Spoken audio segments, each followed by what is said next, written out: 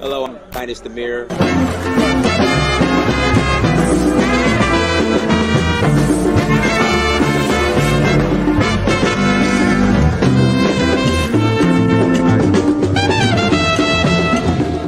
So I reached out to another friend of mine. I said, look, I need to go on vacation somewhere. Where should I go? He said, go to Africa.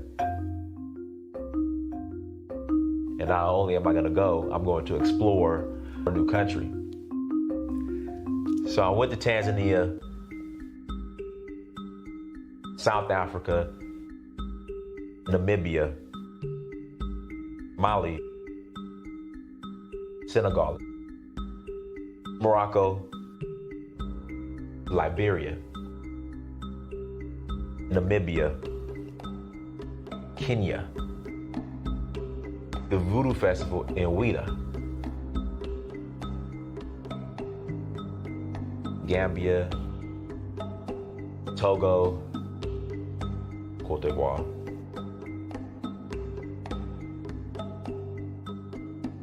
Sierra Leone, Ghana, Nigeria. It's been a beautiful experience, just learning more about our culture, our indigenous culture. So Uhuru means freedom in Swahili. I'm in search of my roots.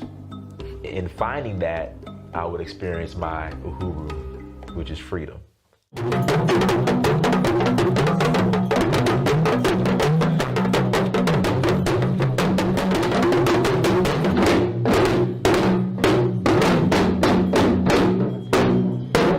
Till next time, Dynast Amir, I'm out.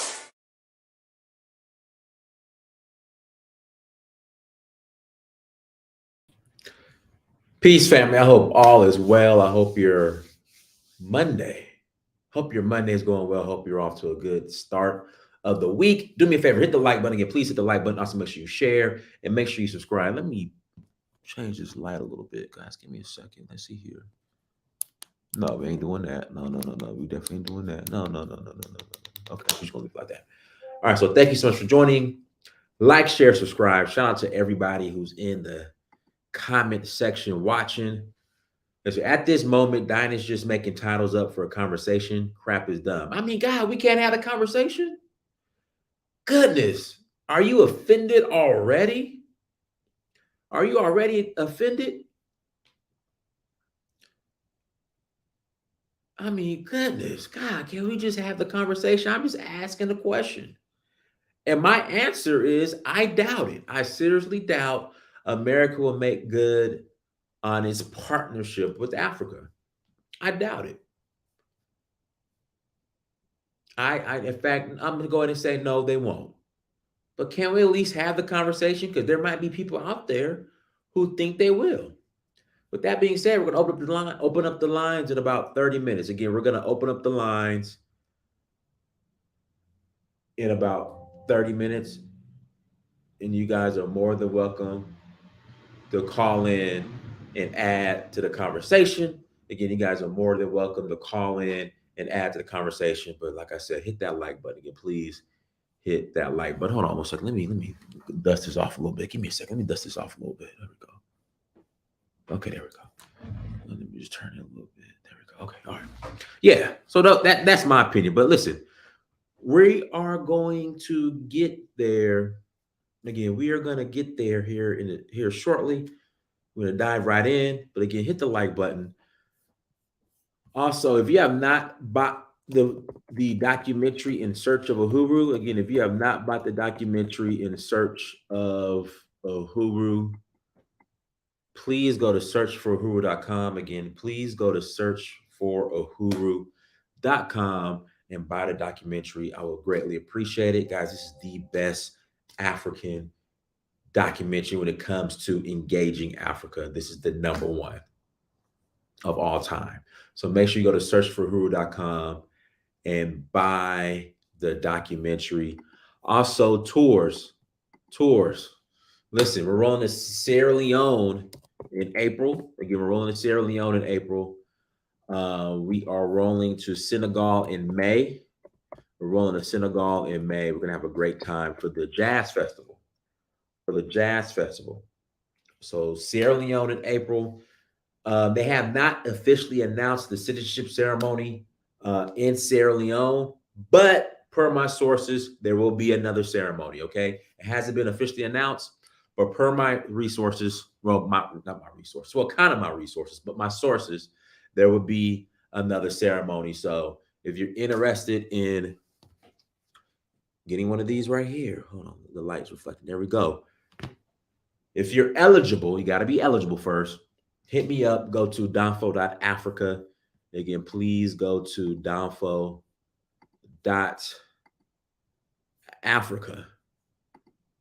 and send me a message, and I will holla back. So again, Sierra Leone in April, Senegal in May for the Jazz Festival, Nigeria in August for the Oshun Festival, and Zanzibar in November.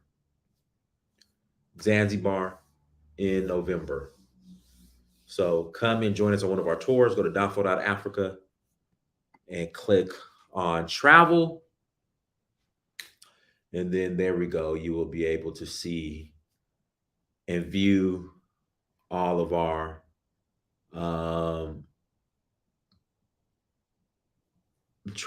destinations where we will be going. So there we go. All right, let's jump into today's topic. All right. And shout out to Professor Davis. Professor Davis, I got to call Professor Davis back. Professor Davis, if you're watching this, I know I need to hit you back. But he sent me this the other day, and I meant to do a show on it yesterday, but instead we ended up talking about the Ed Reed situation. So I'm going to blow this up, and we're going to go through this, and then I'm going to give my feedback, take a commercial break, and then we're going to open up the lines, and you guys are more than welcome to call in and give your feedback as well.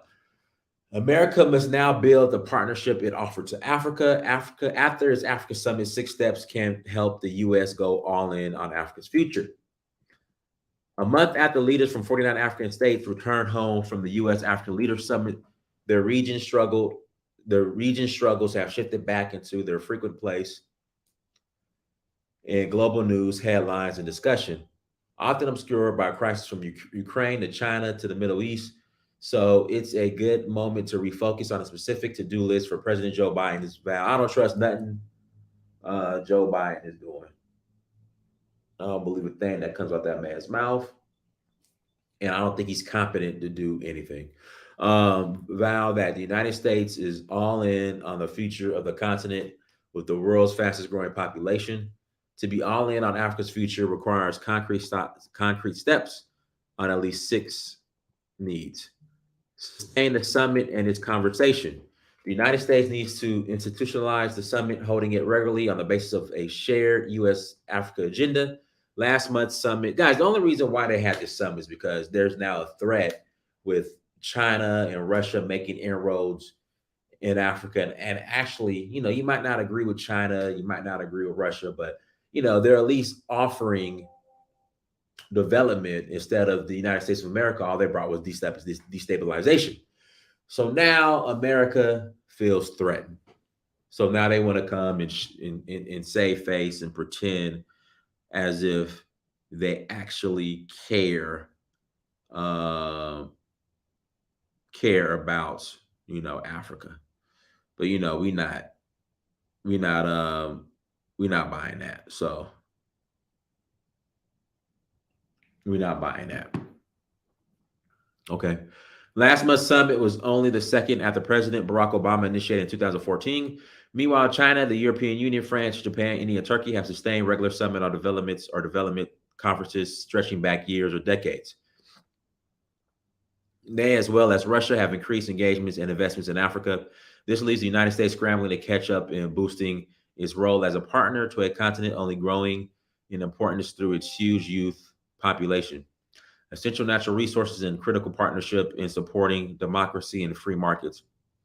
The United States should institutionalize its top-level engagement with Africans proactively rather than in reaction to what others are doing.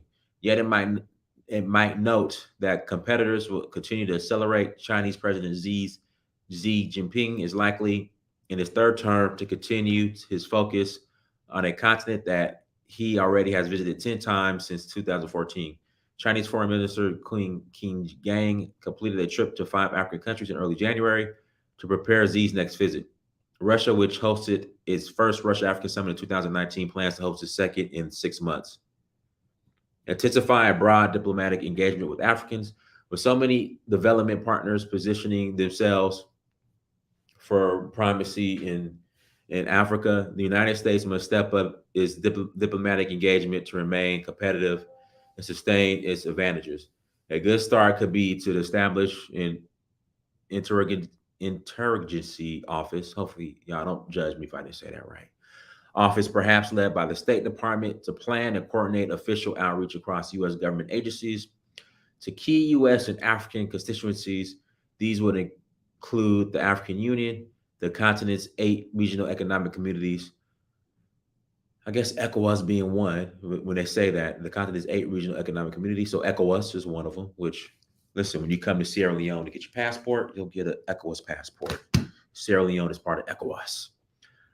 Civil society and private sector leaders and the diaspora. The United States should widen the range of senior officials who regularly visit Africa. Typically, these have included secretaries of state and defense, U.S. trade representatives, and administrators of the U.S. Agency for International Development, USAID. U.S. secretaries of agricultural, commerce, education, health, and transportation should visit as well. Treasury Secretary Janet Yellen's upcoming Africa visit will likely be welcomed by many Africans.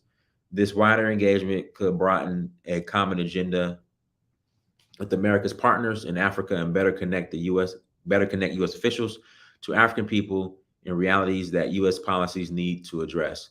President Biden vowed last month that he and Vice President Kamala Harris will visit Africa soon, trips that will be highly welcome.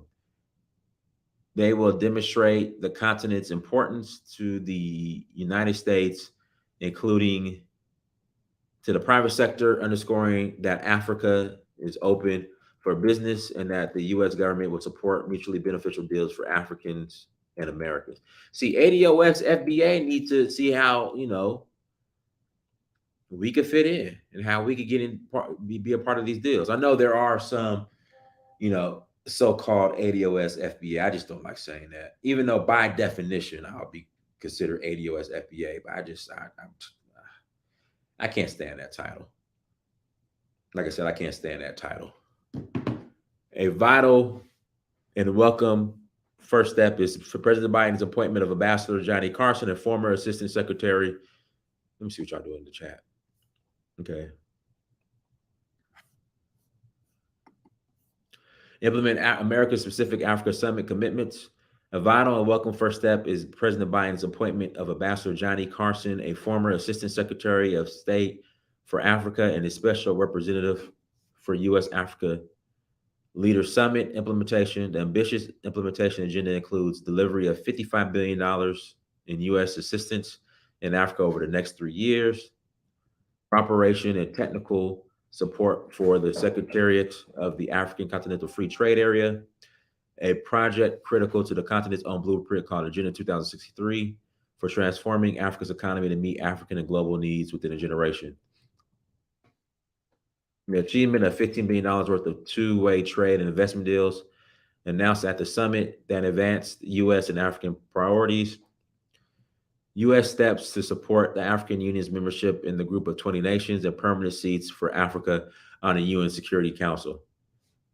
The establishment of a presidential advisory council drawn from America's African diaspora to help guide policies. Amendments in a U.S. African Union joint vision statement for the partnership, including shared efforts to increase food production capacity and strengthen food supply chains. Steps to improve accountability for democracy and human rights abuses.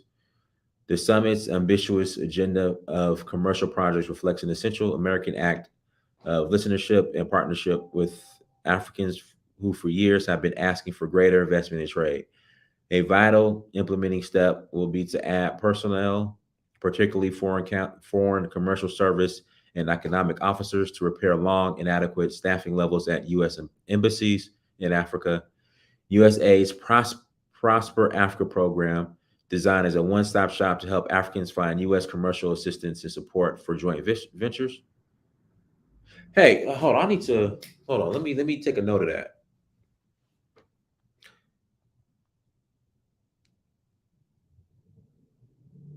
Now, this might be a good resource. You know, you guys are always talking about, you know, why Africa ain't reaching out. You know, the Africans ain't reach out to us.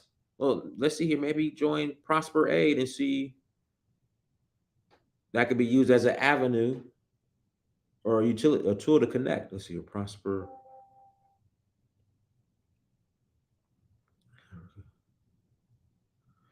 I'm gonna look at that up. Program designed as a one-stop shop to help Africans to find U.S. commercial assistance and support for joint ventures, has established a helpful website. But real people are still necessary to bring transactions to the closure. The 3-year-old, see, this could be used as a resource to collaborate with our brothers and sisters on the continent. Prosper Africa. Now, I haven't dug into the site, but again, this. Oh yes, the link to the article. Let me put it in the chat real quick. Give me a second. Let me put the link in the chat. But Prosper Africa could be used as a tool or a resource to build with your brothers and sisters on the continent. There you go. Links in the chat room.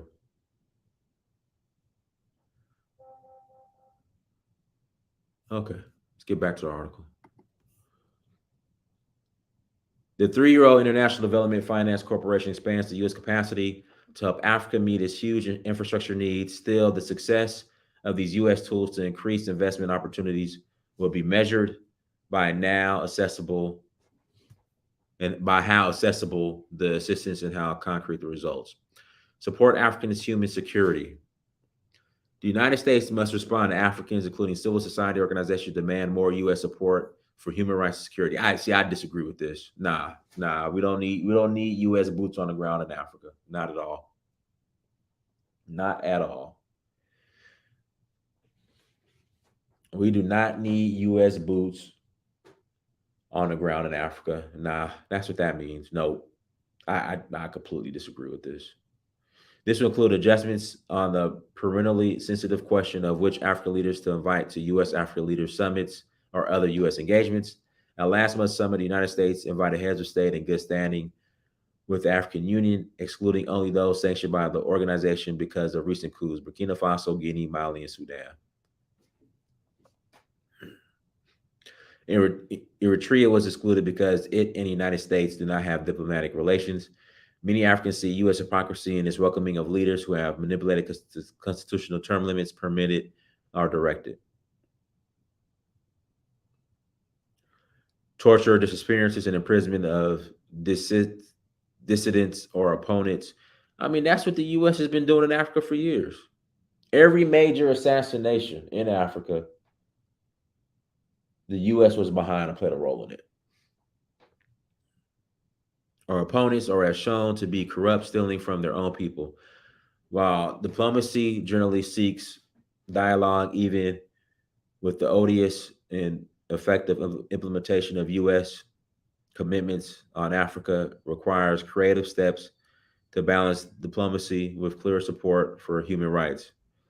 One specific step, U.S. security assistance in Africa must shift from the narrow, often destabilizing practice of training and equipping security forces to more forcibly protect governments. Instead, peace-building experts note, U.S. action must help Africans shift the focus and behaviors of the security forces to protect human security, including human rights. This imperative only grows with Africa's recent spate of coups and with U.S. commitments to revive in-country military training in Somalia, support for UN and African Union peacekeeping. Reopen our doors to Africans, implementing America's commitments at the last month's summits requires a reversal in the constrictions and unacceptable delays to visas for Africans to study, build business, and travel in America. Oh boy, I know ADOS and FBA are going to be mad about this one. Man, they're coming to replace us. They're coming to replace us. Obstacles heightened by the COVID pandemic in 2020. Visa delays and refusals have barred so many Africans from. Hey guys, let me tell you where I stand on this. I am for, I mean, who am I to say who can immigrate into this country? I am for our Black brothers and sisters globally to come to America and seek opportunities. All I ask is that the skills or opportunities you create here in America, go back and reciprocate that back in your home countries. Hold on, guys. I got to open up this door. Give me 20 seconds.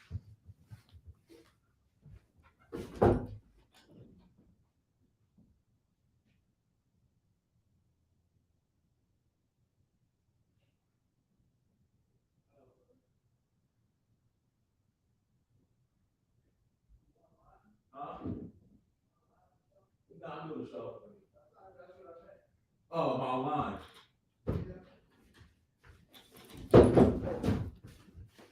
All right, guys, I'm back. Here we go.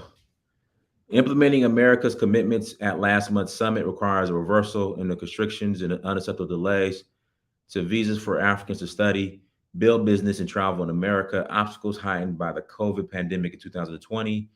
Visa delays and refusals have barred so many Africans from attending U.S. universities or international conferences or from business opportunities that many Africans now see America as a less desirable destination. The government must bolster the inadequate staffing of embassies in Africa that is central to these delays.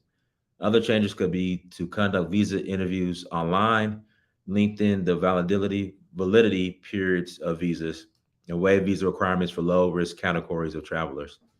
The administration's announced intent to expand the Young African Leaders Initiative will strengthen more of Africa's talented youth with short-term training and mentoring programs, but the United States needs to offer more Africans longer periods of study to compete with China and Russia's substantial investments in educating African youth. The administration's support for the NASA University Partnerships Initiative should be robustly funded beyond the announced $1.5 million from the Department of Education to build academic partnerships and study and student and faculty exchanges. $1.5 million is nothing. Use Africa's soft power, notably our African diaspora. The United States still has modest soft power advantages in Africa because of its long substantial development assistance, particularly in health, as well as its support for democracy and human rights. A powerful resource for implementing America's summit promises and the U.S. strategy towards sub-Saharan Africa is our country's African diaspora.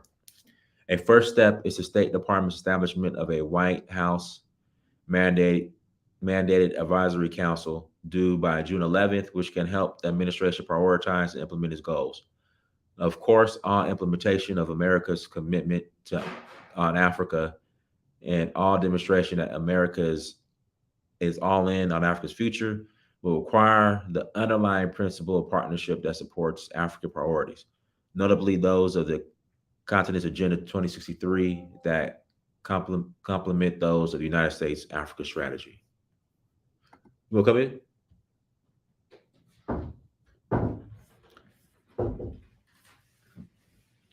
So, guys, we're going to take a commercial break. I'm going to put the link in the chat room if you guys want to call in and add to the conversation. You're more than welcome to. We got to pay some bills. We got a word from our sponsors. We will be right back. Alexis here, coming to you with an awesome sale of 25% off when you use promo code UHURU25 at alexisfowler.com. I provide services like digital art, logo designs, packaging designs, web designs, social media flyers, and much more. If you're an entrepreneur with a business or a startup company, make sure you take advantage of this opportunity, getting 25% off when you use promo code UHURU25 at alexisfowler.com. Somebody will meet me there at 11 o'clock. I need to buy the Buffalo Soldiers hat. Learn the ins and outs of IT and launch your IT career in just a matter of weeks with the help of Lifting the Veil IT Academy. I took Lifting the Veil Academy with subs. Took a while, but I'm here. I made it. I'm now an SSRS developer. I started on the 13th, making a rate of $48 an hour. Sign up for a free consultation and see where this industry could take you. To learn more, go to www.ltvacademy.com. That's www.ltvacademy.com.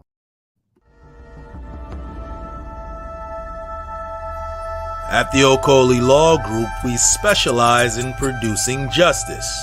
If you or a loved one in the Atlanta metro area is facing serious criminal charges, then you need serious legal representation.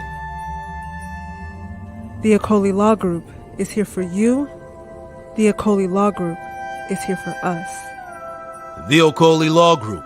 Serious legal representation. Learn the ins and outs of IT and launch your IT career in just a matter of weeks with the help of Lifting the Veil IT Academy. I took Lifting the Veil Academy with subs. Took a while, but I'm here. I made it. I'm now an SSRS developer. I started on the 13th, making a rate of $48 an hour. Sign up for a free consultation and see where this industry could take you. To learn more, go to www.ltvacademy.com. That's www.ltvacademy.com. Did you go? I didn't go. I just got back. PF Cutters, go ahead. You live. Hi, good evening, brother. Thank you for having me. Regarding the topic, I would say under the current conditions, the proposal made, no. I say that to say because last year, Brother Phil Scott did a broadcast based on a tweet an African brother posted when that summit with the United States and African governments met in December. And the tweet was a video clip of Secretary Blanken signing some memorandum of understanding with African governments, and they were sounding the alarm saying that the governments of Democratic Republic of Congo and Zambia himself was signing away their minerals under the control to the United States of American government.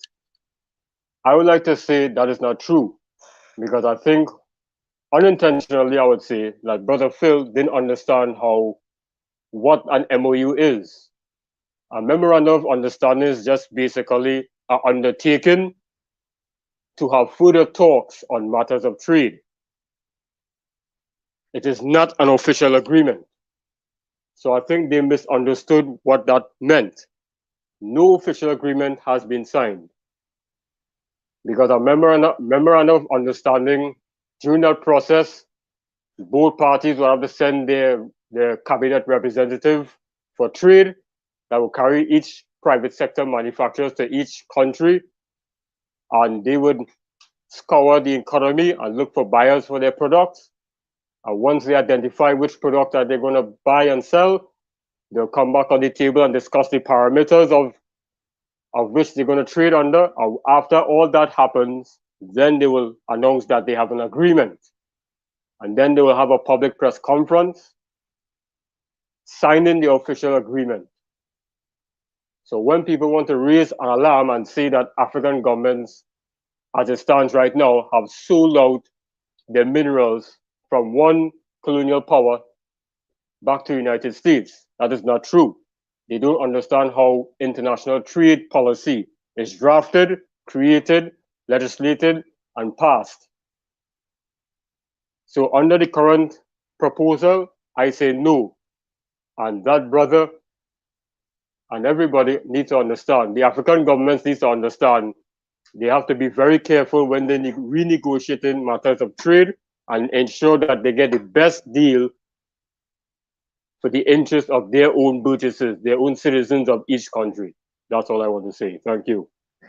I appreciate it, guys. Do me a favor, hit the like button again. Please hit that like button if you have not hit the like button. Go ahead, Al. Unmute yourself. Yeah, Dynasty, how are you doing, brother? Long time, you know. I appreciate it, man. Yeah, looking well. You know, thank God. But yeah, basically, what I was gonna say, in terms of my brother there, just took the word out of my mouth. Basically, I would say no. In fact, I will go to the point where I will actually reject it, because I just saw that US aid in there. I'm like, wow, stay away from it, because US aid is a loan shark. That's what's been holding a lot of the African countries back. It's not a new thing. So I think it actually comes with very high interest as well, and also I think you mentioned earlier Russia is doing all right in Africa. I don't think so. I think Russia is doing right, but they're not destabilizing the continent the way the West is. I think they are. Russia has been involved in proxies in Africa for years. But not on the level as the West. No, that's true. And also they're a bit more loyal than the West. If they're with you, they're with you. But what they do is at the same time they will give arms to the other country, the other people, the other side, and they give the arms to the other side, so they let you get on and fight. And they've been doing that for years in West Africa, man. And for example, Angola, it was the Russians and the Americans that was fighting one another on a proxy. For example, you come to right now what's going on in the Sahel, it's the same thing. It's NATO versus Russia. They will never come and help you when the thing started. They always get there when you're really desperate. You know what I mean? So I don't trust none of them. I think they should just stick to the Chinese and work with what they got and stop exporting raw materials. If they can do that, that would be the most powerful tool, And also, they're trying to impose democracy in Africa. In not all countries, is suitable for democracy in Africa. We all know that. Look at Guinea, for example. I think Guinea is way better as it is now with the military guy that's in power than the former civilian guy that was pushed there by the Americans. So it's quite confusing, isn't it? But I would say no to the American loan, 100%. All right, guys. Links in the chat room. If you want to call in and add to the conversation, you're more than welcome to call in and add to the conversation. A link is in the chat. Dinah, sorry about that. When are you going to Sierra Leone again? I'm going back in April. I'm taking a group in April. April. Okay. I'll miss you then. When are you going? Basically, I probably will be going in a couple of months' time, just for like a couple of weeks. Okay. Yeah. Possibly. Kind of off topic. What are your thoughts on the upcoming election in June? In Sierra Leone? Yeah. I think SLPP is gonna win it, man. You think who? Yeah, I think BO is gonna stay in power, man. He's gonna win it. Has the other party even found a candidate yet? They're complete mess, man. I don't think they should. They're not ready for government yet. You know what I mean? It's like it's coming down to election and still fighting one another for a flag bearer. They're not ready for government. APC, they just need to calm down. They got too much temper and, they're always trying to use like certain kind of tactics. It doesn't work like that. We already been through a lot of wars. I think for me, I'm not going to be biased because my family, my dad was a core SLPP and my mom is a SLPP. I just grew up in that household. But me, I've always been a swing voter. I vote APC, SLPP, But the reality is, the man brought the country from the brink of the war, and he handed over democratic country, and then he came back, he got voted in. They should just let him, do what he's doing, if the people vote him back, he continued to do his job. If APC, when they're ready to come back to power, they could find someone else. But at the moment, they're in a complete mess, man. What kind of political party that would be going to court when they just got a few months for election, Dynast? That's crazy. How can you trust them to govern a country? Well, my thing is, I was thinking they might as well just let Akisara run. They will not do it. It won't happen. I don't think they will let her, man. Sierra Leone is different, man. It's quite, it's SLPP and APC. Those two parties, they're just too entrenched, Well, no, Akisara's APC.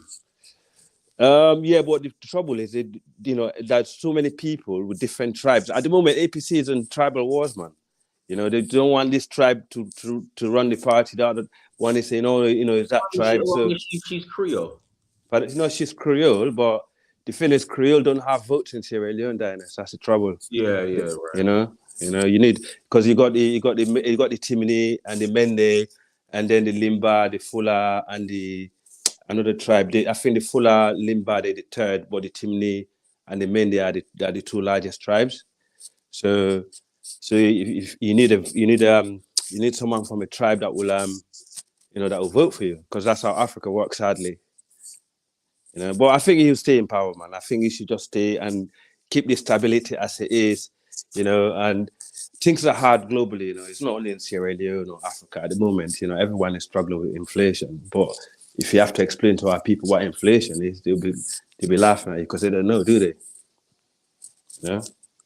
Yeah, they don't. Go ahead, Diallo. Yo, what up? You can hear me? Yeah, I hear you loud and clear, brother. Go ahead. What's good? So, did I hear you correctly? You said that you happy for Africans to come here, work, and then go back to their countries? I think so. I believe in the Tuskegee method, or it's the Tuskegee. Booker T. Washington came up with it. African. So Booker T. Washington had introduced, I think it was called the Tuskegee method, where he would invite African immigrants to Tuskegee to learn and develop the skills under the condition that they go back and develop their countries. I support that. But at the same time, I mean, if immigrants were to come over here, once they become naturalized, become citizens, or gain residency, who am I to tell them what to do? They have just as much as rights as me. No, because I asked you that because isn't that the same kind of thought process with Deion Sanders and the HBCUs? What do you mean? I mean, they go somewhere, they learn, and then they go back to the HBCUs to build them up. No. You don't see the correlation? I think, I don't. I think I see what you're saying, but I think HBCUs and the continent is completely different, because HBCUs still depend on the U.S., on the government, on funding from the U.S. And a lot of African countries depend on funding from international, the World Bank, IMF, U.S., France. But it's the same thing to me, because I agree. You come here, you do what you got to do, you go back, you build up your community. It's the same thing with Deion, right? Or any person. If they go, but they ran Deion off. Same thing with Ed Reed. Okay, these countries are running people off because they're not providing opportunities. Right, exactly. So, like I said, that's why I said, listen, at the end of the day, the immigrant comes to America, they become citizens, they nationalize. Who am I to tell them what to do? I'm just giving my suggestion. Exactly. Yeah, I mean the Indian diaspora, that come from from India to the UK, they actually happen to be one of the most successful group. If Africans, can come to America and, get the opportunity over there to actually help their family back. Because, in fact, the African diaspora, is actually one of the biggest helper in the continent anyway. So who will stop them from going to, from leaving, one of the poorest slum in Africa to go and actually get a job in America? Who will actually stop them in their right mind? Yeah, I just think personally, like it's the same thing. So it's like, how is it? No, I'm talking about with the HBCUs. Okay. That situation. So if you're saying that Africans should, because I believe that too. I believe Africans should come here, do what they got to do, invest, go home, teach, build, whatever they got to do. Mm-hmm. Same with us here. We could go work for Microsoft, Xerox, the government, whoever, Harvard, Yale, and then go to HBCUs, go back to our communities and build them up. It's the same thing. You're just applying it in different places in different ways. Because at the end of the day, you're learning from them to build your own stuff up.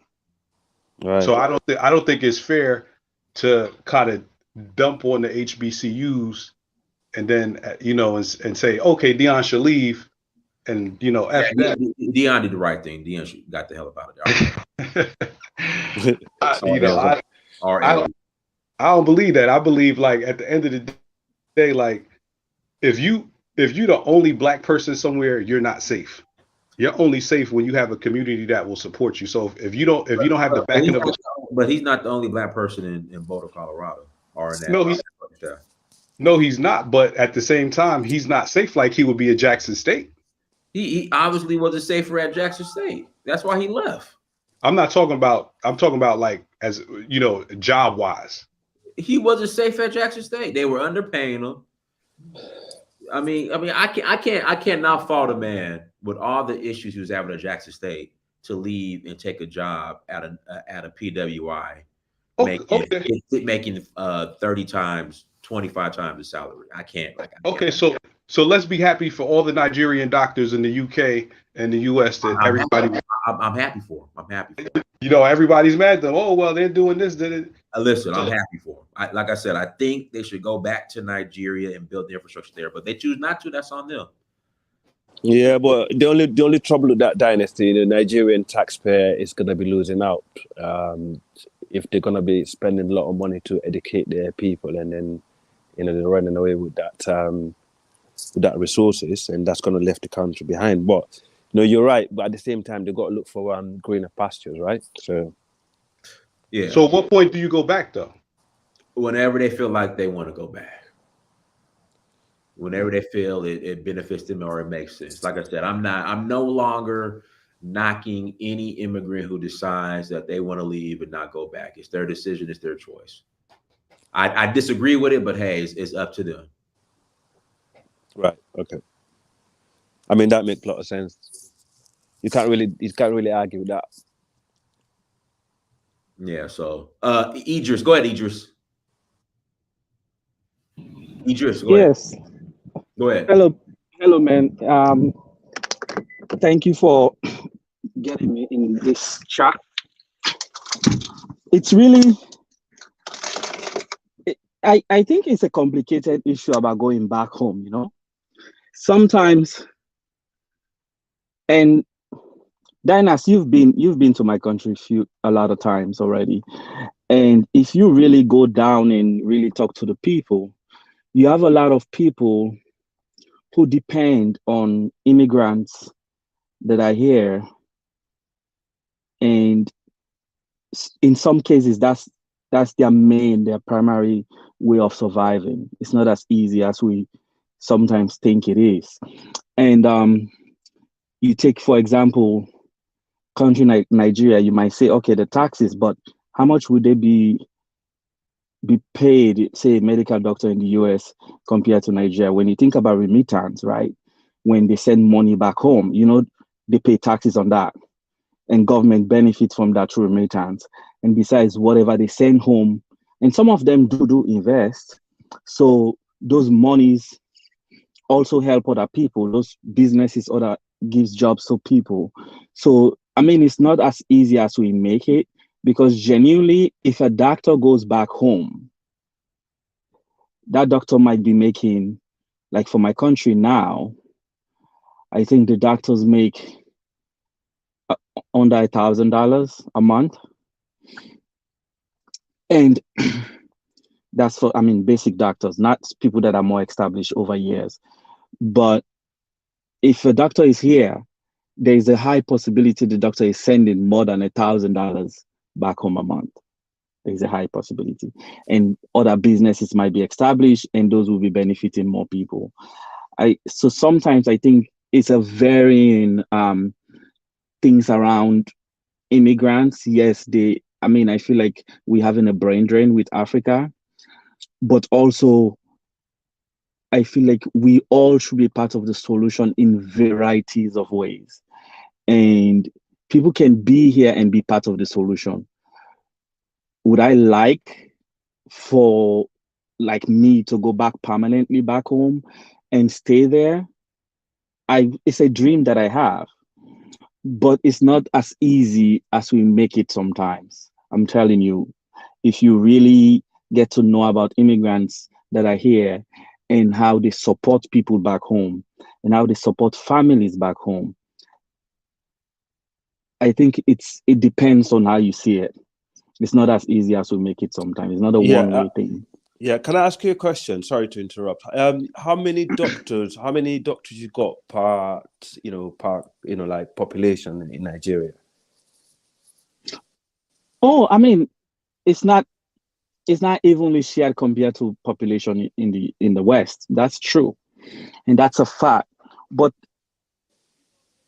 tell me, from time immemorial, this is not today, from time in history, people have always gone in search of greener pastures.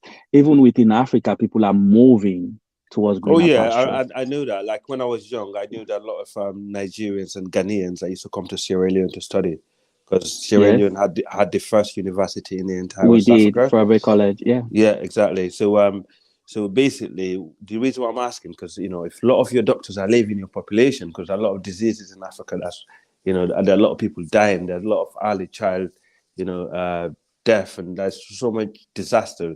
If you kind of weigh both of it, right? As a doctor, as a medical doctor, you've been paid by the taxpayer, and you've been sponsored by the government and by these people that you're supposed to be looking after you finish your study, right? And that from that moral point of view there, I think the doctors have lost that argument. But however, as Brother Dynasty said, who am I to stop them, if they're going to seek a better, for themselves.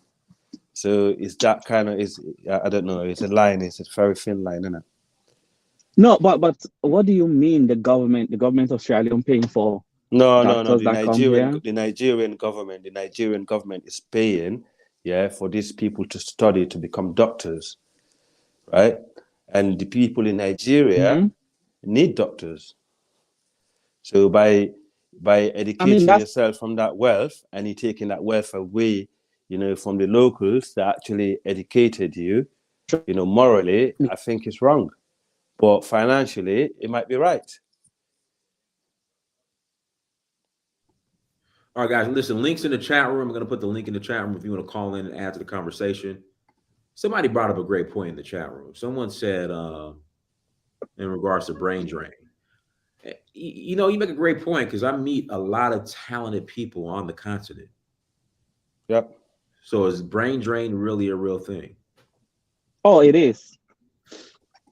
No doubt, Brother Dynasty. No doubt. It is a big deal. Like Sierra Leone, for example, for a small country, we've got loads of educated people globally, like for example, in the UK here, our foreign secretary is actually from Sierra Leone. His family come from Sierra Leone. We have so many people that left the country years ago. If they return back to that country, I don't think we need anybody or any Western country to actually develop it. But people, these people are sitting there with their wealth and their educations, and they're not going back. So that's what it's holding. This is like really deep, entrenched topic you're talking about. Yeah, because this is one of the biggest, for me, I think it's one of the biggest problems we have in the continent. Because, Yeah, but there is, I mean, I feel like that's one of it. That's part of it. That's a big part of it. But I feel like there are multiple varying reasons for why. In Nigeria, are schools subsidized? Are they paid by the government, or is privately? All schools private in Nigeria? No, not all schools are private in Nigeria. There are public schools, but don't think most of these doctors that are here were educated in Nigeria. A lot of people have been born here and went to school here. I mean, they are Nigerian origins, but it don't necessarily mean they were educated. I mean, I have a friend that I know personally who was educated in Nigeria, but she came here and got married to, well, actually my friend's wife. She came here and got married and stayed with her husband, and partly the husband was in the military, and I know for sure the part of the finances that got her to get practicing in the US was through that. I mean, there are different situations, I mean, a lot of I go to a Nigerian church. A lot of my Nigerian friends were educated here, and I know 3 of them that are medical doctors. I mean, so I don't want to say, but the majority are leaving Nigeria. So that that is the point we're actually talking about. It's not those that came over here and gained study. If you look at, I think that was I don't even know who was talking about it on this show, where there's about 200 doctors leaving Nigeria every day to the West. So that's what we're talking about. But why are you addressing this? But it's not only Nigeria, to be honest. This is not limited to Nigeria. It's it's an entire African issue. But do we think there is a solution that can be had with our African leaders? Because If you think, for example, Sierra Leone, I'm telling you, people finish their medical practice and they start practicing. These people are paid $1,000. Come on.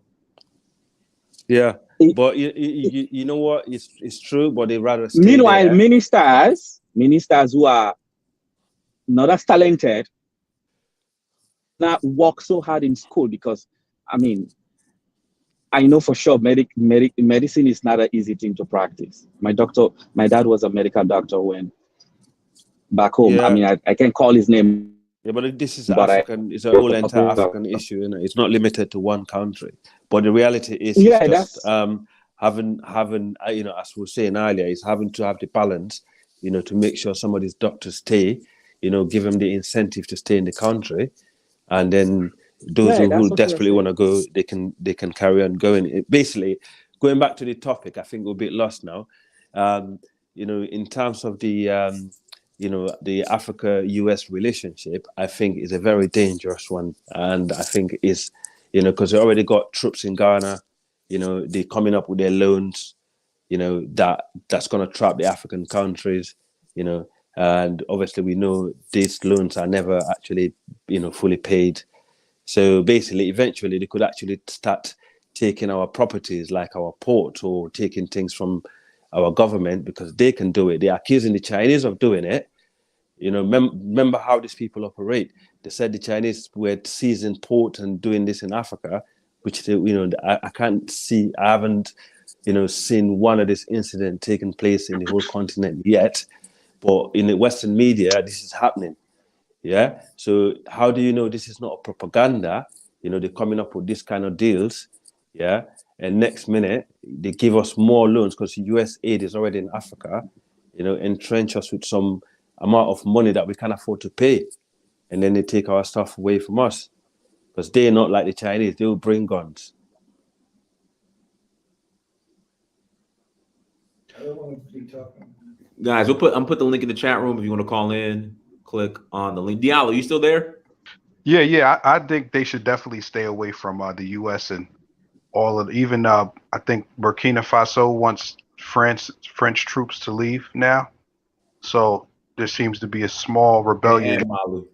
Yeah, Mali. Yeah, a small rebellion against France. And I actually just got a book that I got to read. It's called White Malice by Susan Williams, and it's about the CIA and the covert recolonization of Africa. So anytime the U.S. goes somewhere, I mean, even in Palestine, I think in was it 2006 or something like that, the U.S. wanted to rig their elections, the Palestinian elections. So it's like these people are the same. They don't change. They go there, they take over, they change, you know, everything, and then you're left with nothing. So if I was them, I would stay away. But you know, we don't have leaders that we can trust. And like Al said, in Guinea, the country's ran much better with this military guy than with, you know, the educated, apparently college professor. You know, I'm sorry, that's Guinea-Bissau, not Guinea-Conakry, who has the drug issue. I think that's Guinea-Bissau. Yeah, Guinea-Bissau is where the drug, because the South Americans been trying to capture that state for a long time, but you know, the guy that's there now, what's his name? Mbalo. He used to be a military guy. He's a powerful guy. He's not letting it happen. If they're trying to take him out, you know, it's soldiers repelled, you know, the people that trying to take him out. So he's there put. Yeah. So he's obviously, I think he's done his second time. He's passing on his the baton to the next guy. But the reality is Guinea-Bissau is a very troubled state. It's always been a troubled state next to Guinea. Diallo is right. Guinea-Conakry, you know, as you're saying, I was actually shocked for the first time in my life, I can see Guinea-Conakry serving justice live on TV, you know. So it's like, you know, the guy, what this guy is doing in Guinea now, the military guy, the guy that was there for 10 years haven't achieved even 1% of it. Yeah, but you see, one thing for me, based on my experience with the MPRC, and Al, you should know about this. Oh, MPRC, yes. based on my experience with Listen, the don't get me into MPRC, trouble on don't get me into trouble in there, yeah. I don't come here to talk about MPRC, please. based on my experience with the MPRC, I mean, we got to understand one, when it's a military role, they don't have the bureaucracy. They have to observe. You don't have Yes. parliament. You don't have people that would say, okay, you can do this. You have to Yes. do this way. Yeah. They have a free hand to do a lot of things, Yes. good or bad. See, when Good the or bad. when the MPRC came, it's Bio and Valentine Strasser. You remember the guy that was there before Bio came to power, Momo, Saidi Momo. He was an alcoholic. He ruined the country. He drove it down to the ground. When Bio and Strasser took over the power, in 2 days' time, we have 24 hours electricity in Freetown, bro. Taps are running. But this is what I'm trying. The roads were paved in the entire city. Yeah. So I don't understand. You see, West Africa, our nations, I think we need people that are strong, that defend the population, that got the people in. Whilst I support the idea that MPRC were able to bring up enlightenment, like they were able to open the country up of course to a lot of things. Yes. I don't think they were as successful as we really think, because they were poor managers of the country. They didn't last long for us to see that, because they was doing this in the middle of they war. did four. Remember when the MPRC came and took power?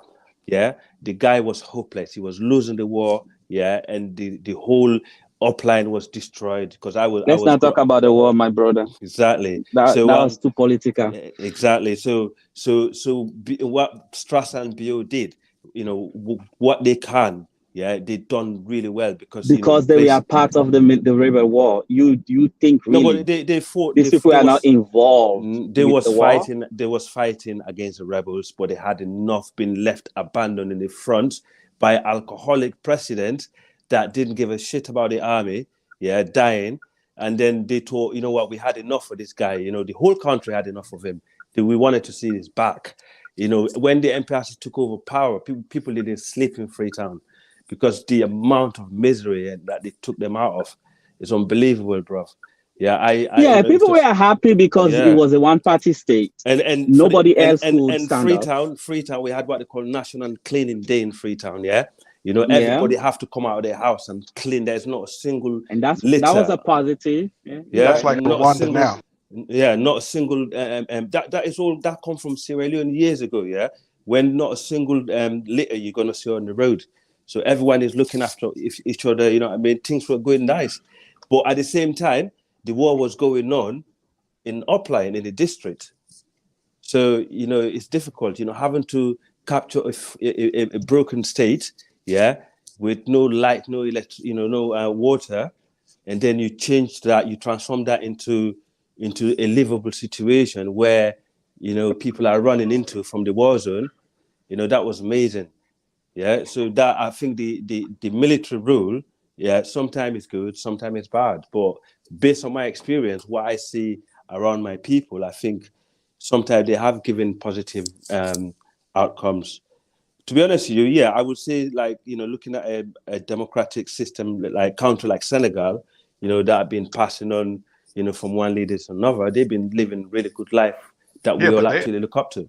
They're trying to change that constitution too. Apparently, that's no, but he can't do that. Oh, as far as the president Macky Sall trying to run again. Yeah, he can't do that. That would be wrong. That ain't gonna happen. That ain't gonna happen. What's going on, bro? Did that article mention Yali? Because it did. Okay, because Yali is a backdoor, colonization of Africa with all those young people. If you ever go to one of those conferences in DC, all those kids are brainwashed. All they talk about is human rights and gender this and I never been to one, really. Yeah, I never been to one. You should go to one. Just go to one. They got, I went in 2017 and they have some open sessions and you can sit in and just talk to the people. They're like robots. And so that's the US's way of grooming. When it comes to human rights in Africa, I have a problem when it's the West deciding what's human right for Africans. Yeah. Because our culture should be incorporated into the idea of human rights. And it bothers me when the idea of human right is solely accepted from the perspective of the West. That really bothers me. I really don't like that. And I feel like part of our problems in Africa is that we are splintered into small states so much that we are weak because the idea of the OAU did not work. Had the idea of the OAU worked, we can challenge any country in the world on anything. But because we are splintered, oh, you can go. Yeah, especially a country like the United States talking about human rights is kind of like funny, right? But so Al, is Alpha Conde, is he a French citizen? Do you know? No, to be honest, I don't know that much about Guinea. I only went there during the war because we ran away from, from Sierra Leone to Guinea, and then from then I just left to the UK. But I was only there for a short while. Because even with that, the Prime Minister of Guinea is a U.S. citizen. He's locked up now. He's been locked up since April for who is that? Alpha Conde? No, Kasari Fofana. Okay, Castro. Yeah, I heard about him. Still, apparently he's been locked up. Yeah, who locked him up? It's Conde that locked him up, right? Or no, Doumbouya locked him up. It's corruption, isn't it? Yeah, corruption, embezzlement. Yeah, and I think there's another minister that's a U.S. citizen that I think he's been charged. So I mean, the U.S. influence is really already there in a lot of these places. Already, yeah. But I think hopefully Doumbouya is a smart guy to actually see through these people, because he already been through, he already been in Afghanistan, he must have been with these people, because the more you know how they think, how the mentality is how you can actually deal with them. And Dynas, Dynas, even with that situation with Doumbouya, like, I don't know if you remember or you've paid attention, but they were training with U.S. troops the night before they went to overthrow the government there. Well, they're always training. They're always running drills of U.S. troops. Yeah, so like, but remember, Guinea is I think is the second only country in the world that repel any foreign country that come to invade them. Yeah, they were. Yeah, it's the only so Guinea military, they train all over the world. That's defense is their number one priority. For Guinea, national security is the number one priority. When we went to Guinea, like Sierra Leoneans, when they went to Guinea for the first time, living in Sierra Leone where it's a police state, we don't see a lot of guns and stuff like that. It was like a new thing to us. It was quite shocking in a way. And also at a certain time, if you don't have an ID card in Guinea, no matter what tribe or where you're from, you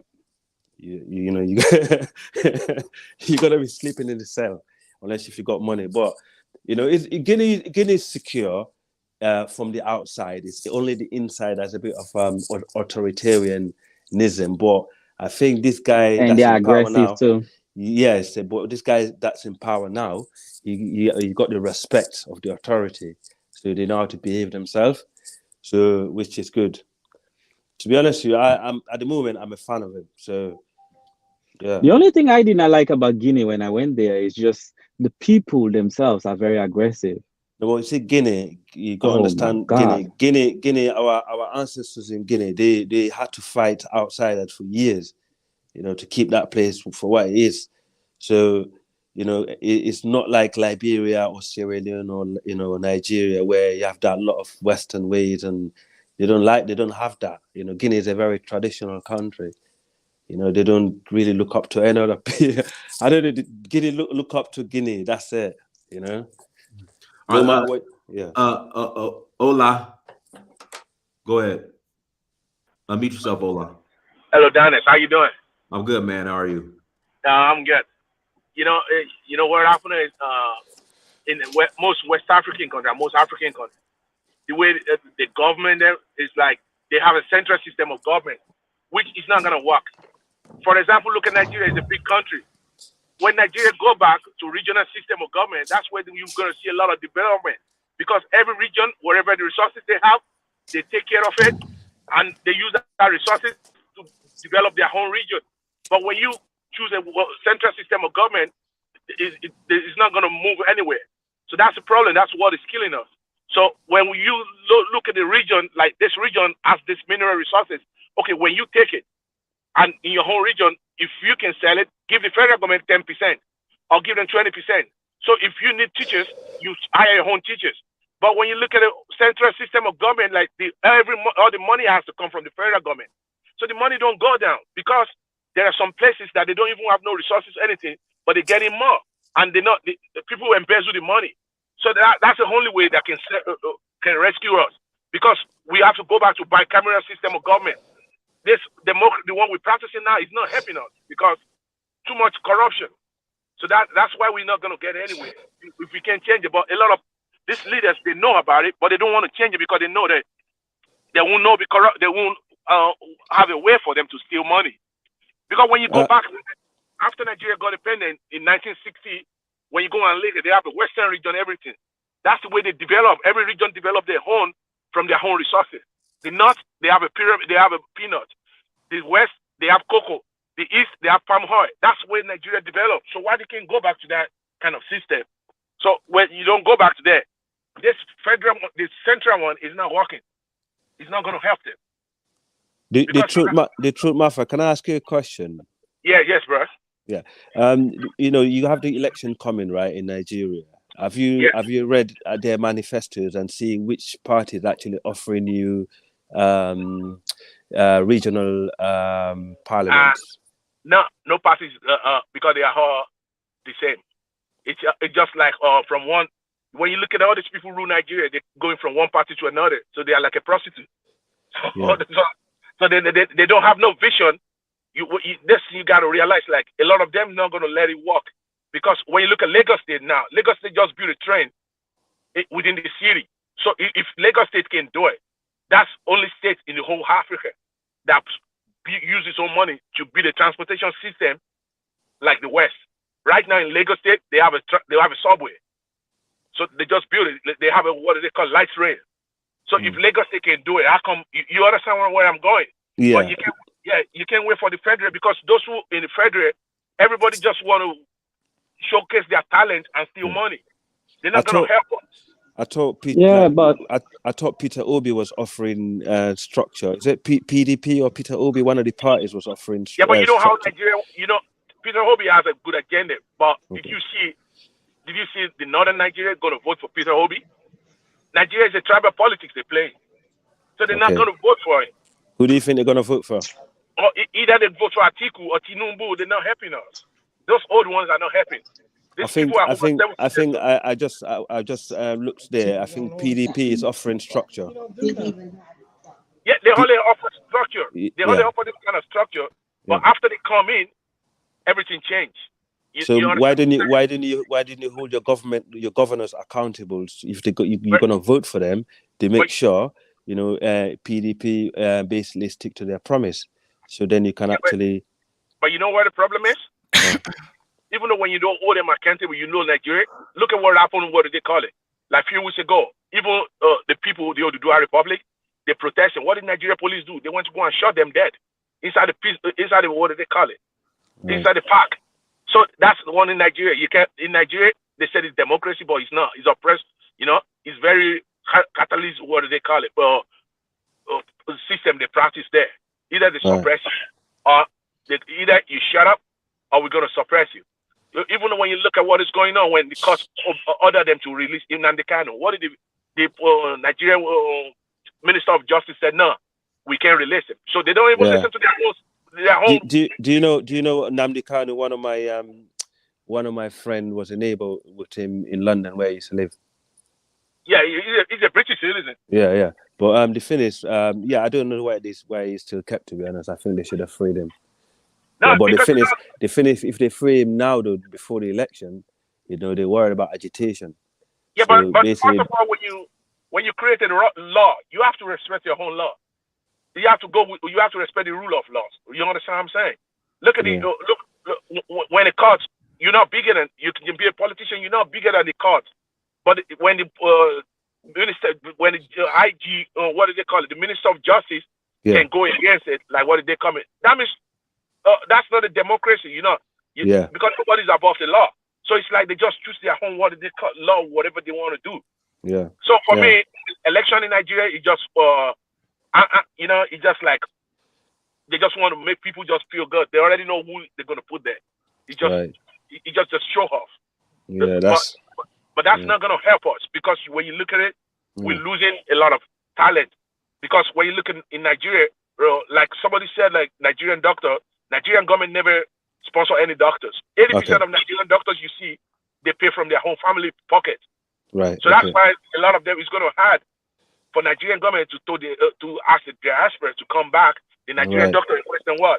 So all schools in Nigeria are private. No, even a lot of them schools in Nigeria. No, all schools in Nigeria is not private. The only thing in private in Nigeria is which is free is from elementary to secondary.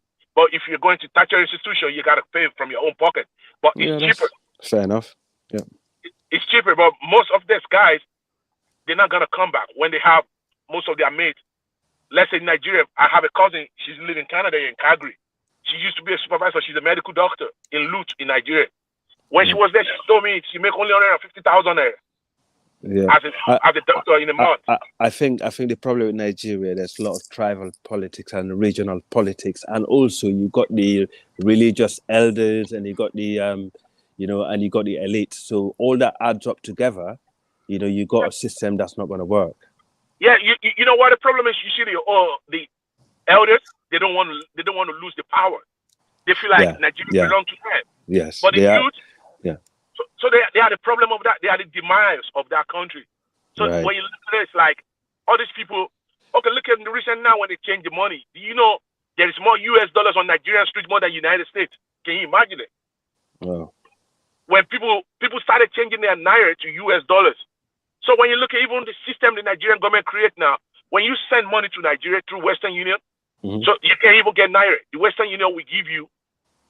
They will give you US dollars, so you have to take it to the black market. Yeah, that's what they do now. Like even like with RIA, they'll when you send money to Nigeria, they'll make a US dollar account for the person. They'll have to get US dollars.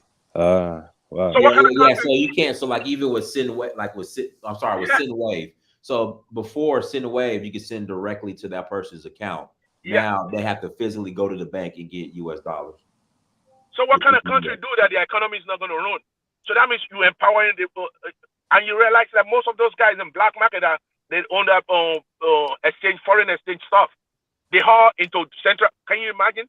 Some people work in Central Bank of Nigeria. They have that foreign exchange ventures. They have like 6 licenses. So when you look at it, Nigeria problem is very deep. But a lot of people don't understand it. Like they just feel like, Nigerian citizens are stupid. They don't want to fight. It's not. They don't want to fight.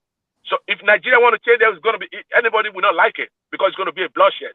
There will be a war. To be honest with you, I have spoken to a couple of family members up there. They're people from my tribe. You probably wouldn't expect. Like my fuller people that I know up there actually happy to vote for Obi. So for you to say Northerners don't vote for Obi, it kind of bit. You know what happened? The younger generation. Okay. So you mean the Northern Progressive will vote for him? When you look at Northern Nigeria, they box everybody. There's so many tribes in Northern Nigeria that are not Fulani. There's so many tribes that are not Hausa. Yes, I know they got the Kanuri and they got the. They have so many tribes that they don't even. So when you look at it, but the problem, the bullies in Nigeria are 3 ethnic groups: Yoruba, Hausa, Fulani and Hausa, and Yibo. Those are the bullies. Yes, the 4 bullies. Yeah, that's true. Actually, so those are the bullies that really destroy. I'm Yoruba, but I'm going to speak the truth. Those are the bullies. Yes, it's true. To be honest, you're right. To be honest, you're right. Nigeria is run by the Hausa, Yoruba, Fulani, and Igbo. They actually outcome the other tribes, and one of them always crying to be the victim. But at the end of the day, the smaller tribes are actually the biggest victims out of it. So when you look at it, it's like I agree with you, man, 100%. Yeah, is the youth after? But I think Obi have a chance. So that's one thing I don't know. Obi has a chance, but in Nigerian politics, anything can happen. They can rig the elections. Yes. Let me tell you something. There are some places in Nigeria they will tell you counting the votes for the next 1 month. Right. So can you imagine that? The whole Nigeria, I live in Canada, I live in Ontario. Nigeria is not even bigger than Ontario. But they will tell you they're still reading the votes. In some area. So that's where malpractice happens. That's where they go to say like, oh, we have to nullify. Even I'm just praying that Buhari is not going to come early next month and said, due to something, he's not going to, they have to extend the election. He's not going to leave. Okay. I'm just praying because right now, I don't want bloodshed in that country because you know why? A lot of people, there's hardship right now there because this guy, he blocks a lot of stuff. Even when you look at all this airline, like Emirates just pull out of Nigeria, they're not going to Nigeria anymore because almost $400 million they can retrieve from Nigeria. Do you know what the problem is in Nigeria at the moment? It's the subsidy and the oil refinery that's not finished yet. They don't want to. They don't want to, because when I spoke to my cousin, he said that's the reason why things are like this. It's like waiting for that thing that's coming, but before you get there, is that pain that people have to bear with. Can you explain the subsidy? Can you explain what you mean by the subsidy? What's wrong with the subsidy? Basically, when obviously at the moment they dashing out fuel subsidy, right? But oil in Nigeria. But that's what I'm trying to say. Yeah, right. Like the brother said, the oil in Nigeria belongs to my people. If you're not from the Delta, you understand what I'm saying? That's my people. That's my land. But you have people in the north that have oil blocks. But forget all that. My issue with there's nothing wrong. Yeah, forget it. There's nothing. Right? This is the game that so emotional in the show today. Yeah? No, dude, that's what I said. That's my people's land. My land. My oil. Listen. What you do in America, Oh my God, Christ, man! Why is it hard to talk to you guys? Why is it when I say something you're taking that as emotional? Like I just said, there's nothing emotional there. I'm just saying it's my people's land. Calm down, dude. No, I'm not taking it emotional. Like I really don't like when people have a conversation, and I'm not saying you personally, Al, but I think we should lay off as black people. Stop saying emotional. It's just a way to dismiss. Like even if a person's passionate, let them have their passion. But I'm not emotional. I don't care about it per se. But what I'm trying to say to you is this: you mentioned the subsidy. You mentioned the subsidy, and my own thing is America subsidizes so many industries, and it's just weird that these free market crazy people go down to America, Cambridge, Harvard, they learn all this nonsense, this Milton Friedman garbage, and then they want to implement it in Nigeria and all over Africa, right? But America themselves are not taking off their subsidies. Like the USDA is not taking off any of the subsidies that they do for their farmers. But when they come to Africa, it's the subsidy, the fuel subsidy, particularly in Nigeria, the fuel subsidy is such an issue. And it's like, well, we're subsidizing all these politicians and their monies and their families to take their kids and go abroad. So let the poor people have a subsidy. Who cares if there's a market inefficiency? Who cares? That makes sense. If that's the only thing that their government gives them, their government doesn't give them anything. No social security, no meaning social programs, nothing. Right? If that's the only thing they can get from their government, a goddamn subsidy to make life easier for them, let them have it. But I wanted to say this about Nigeria and or just in general with so-called America's promise.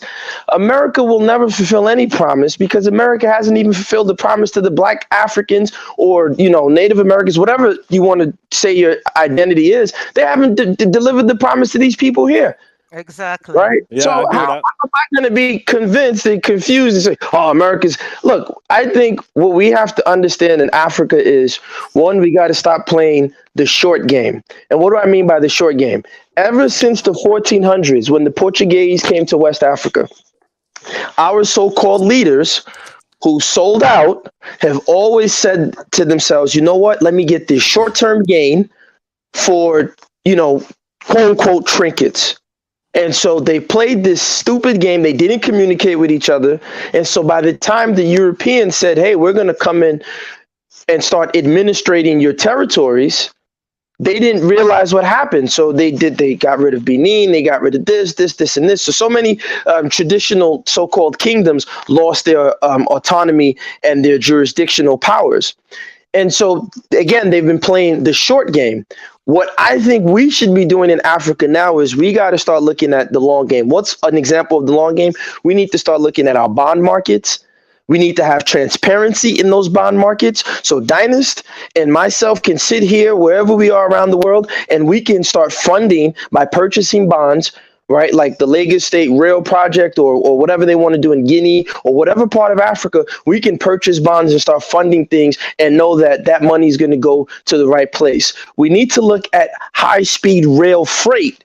So that way I can be sitting down there in my village, order my goods, whether it's from China, or I can start ordering my goods. I heard someone tell me that Ethiopia has excellent quality leather shoes.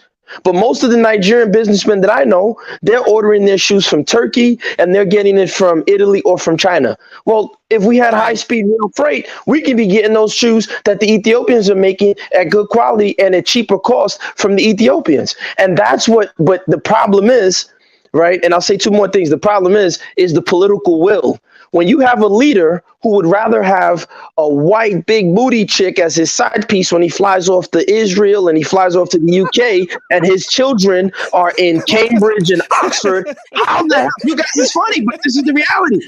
How the hell? When he has Swedish accounts and he's so big, but this is the same mentality, these same 1,400 leaders. Oh, I have a top hat and a pipe and a mirror. And so this is the same mentality that these people have. So it's almost impossible. And then, we can get into the esoteric as how whatever allegiances, whatever lodges they belong to. It's almost impossible to ask somebody who has extreme self-hatred of themselves to really come in and put the effort and the investment on the ground. It's a hard fight. But, that's the fight that we have to have. I will say this last about the US dollar being when you send money to Nigeria, and you guys should Google it. From what I'm reading, the CBN governor of Nigeria, who's from the South, he's being persecuted right now. They want to arrest him, right? The DSS. He changed the rules where the Naira, he redesigned it, right? Trying to curb inflation. It was actually a good idea. And as soon as he did that, all of a sudden, the DSS is after him. The president is not trying to protect your own central bank head. I don't know why, but who knows what Illuminati occult, garbage is going on behind the scenes where they're beefing, blah, blah, blah. It was a good idea to say, hey, you can send people in Nigeria dollars. The problem is that we don't have the banking infrastructure. So if I send Dynast dollars while he's in Nigeria, Dynast should be able to go to the money changers with a digital transfer. So instead of Dynast going to the bank, he can go to the money changers. If I send Dynast $500 and say, hey, listen, money changer guy, here's $500. I'm going to transfer it to your account. So now they have the money in their account. They transfer Dynast over the Naira. Right? They can do that digitally. So allow the money changers or the Bureau to Change, let them amass all the dollars they want in their accounts and let them deal with the banks one-on-one. So we don't have to go sit in line and tell the lady, okay, I need $500. She says, oh, there's no $50 bill today. There's no $100 bill. We can only give you 20. And then when she gives you 20, you go to the money changer guy. He says, yo, I can't change it for the right rate because a 20, it's not the right, I want a $100 bill and a $50 bill. So they could have put that in place. Again, it's the political will and the effort. And when you have so-called leaders who would rather be in Israel and Sweden and Minnesota and all over the world except for Africa, you can't do anything with these kind of people. And it's just, it's impossible. That's all played out now. That's all played out. That's part of the problem. That's what caused the problem, inflation in Nigeria. Because everybody wants to change their money in black market. What is the bank rate? I went to Nigeria last year. When I have an excess luggage, $150 US dollars. But when I went to the British Airways, they charged me in Naira. And I told them I want to pay in Naira. They charged me in Naira. Even the money they charged me in Naira was surprised. Maybe like it was cheaper. It was cheaper. But when you go to the black market, that's what's ruining the economy because the black market made the money so high in demand. But do you know why, my brother? If I'm in charge of Nigeria tomorrow, I will ban all imports, but Nigerians will kill me in 1 hour because then there's no more Brazilian yaki here. Then there's no more pancake. Then there's no more foreign turkey. Gas them up will ban all imports. We have to produce everything. If we can't make it, we don't eat it. We don't need it. Oh, then you can't drive your Ferrari down. You can't. But think about it. Then Davido can't drive his Lamborghini in Lekki anymore. You think Davido and those people gonna gas them up? No, they're not gonna like me. WizKid can't have his fancy shit anymore because, look, we don't make it, we don't need it. And so when we're a nation of importers, that means we need foreign currency to purchase the goods that we have such a high demand for. So this thing is still psychological. Why the hell do we have such a high demand for foreign goods? If we can't make it, we shouldn't be demanding it. But we don't want to do that. That's, again, political will. And it's from the very top to the person on the bottom in Nigeria. Can we survive as a nation? Can the people be happy to say, you know what? We're going to drive this rickety Benz until we can fix it. Like the Cubans. It's one thing, you know, people talk stuff about Cuba. Oh, Cuba's bad socialism. That's a lie. The only reason why Cuba's backward is because America has sanctions on them. You can't trade. If Cuba was allowed to trade with everybody else, Cuba would be a paradise on earth compared to America. But they know what they're doing. So what I'm saying is that, look, to fix Nigeria, we're going to need leaders who are going to say, look, I'm not taking any bribes. I don't want it. We're just going to do the right thing. We're going to fix it. And we're going to stop importing. We're going to open up all our ports so we can have trade, and we're going to build regional high-speed rail freight. We're going to get these bond markets so that way we can have good commercial activity flowing from northern Nigeria to southern Nigeria. That is going to be almost impossible. You think Tinubu would hear what I said? He's going to say, who's this idiot? Who's this father? I'll kill you. You are very stupid. Come to Africa and tell me what to do. That's what you do. How do I fix that? Well, that sounds like how do you deal with people like that? But gas them up. Listen. I know obviously, there are a lot of corruption and downside in Africa, but sometimes that's a bit more positive, man. Come on. There must be some little positive things about Nigeria that you wanna talk about today. In fact, they just opened a port today. Positive. Listen, I like to just face the reality. Nigeria just opened a port today that cost $1.2 billion dollars. This port was privately funded by Nigerians that put money together and build this port. Are you talking which port is that again? I think I just read it. Not in the port in Lagos. But I saw. No, but that port has always been open. No, what they did is they just restructured. That port has always been congested. It's not about that. Look, right now, if you want to import anything to Nigeria, it has to go through Lagos, right? You have Tin Can and Apapa Port, and then you can send it to Port Harcourt. Now, here's the trick, right? This is how they trick us. During the slave genocide, the entire Bight of Biafra, the entire parts of Benin and all these other places, they were grabbing human bodies. The boats could get in there and get the bodies.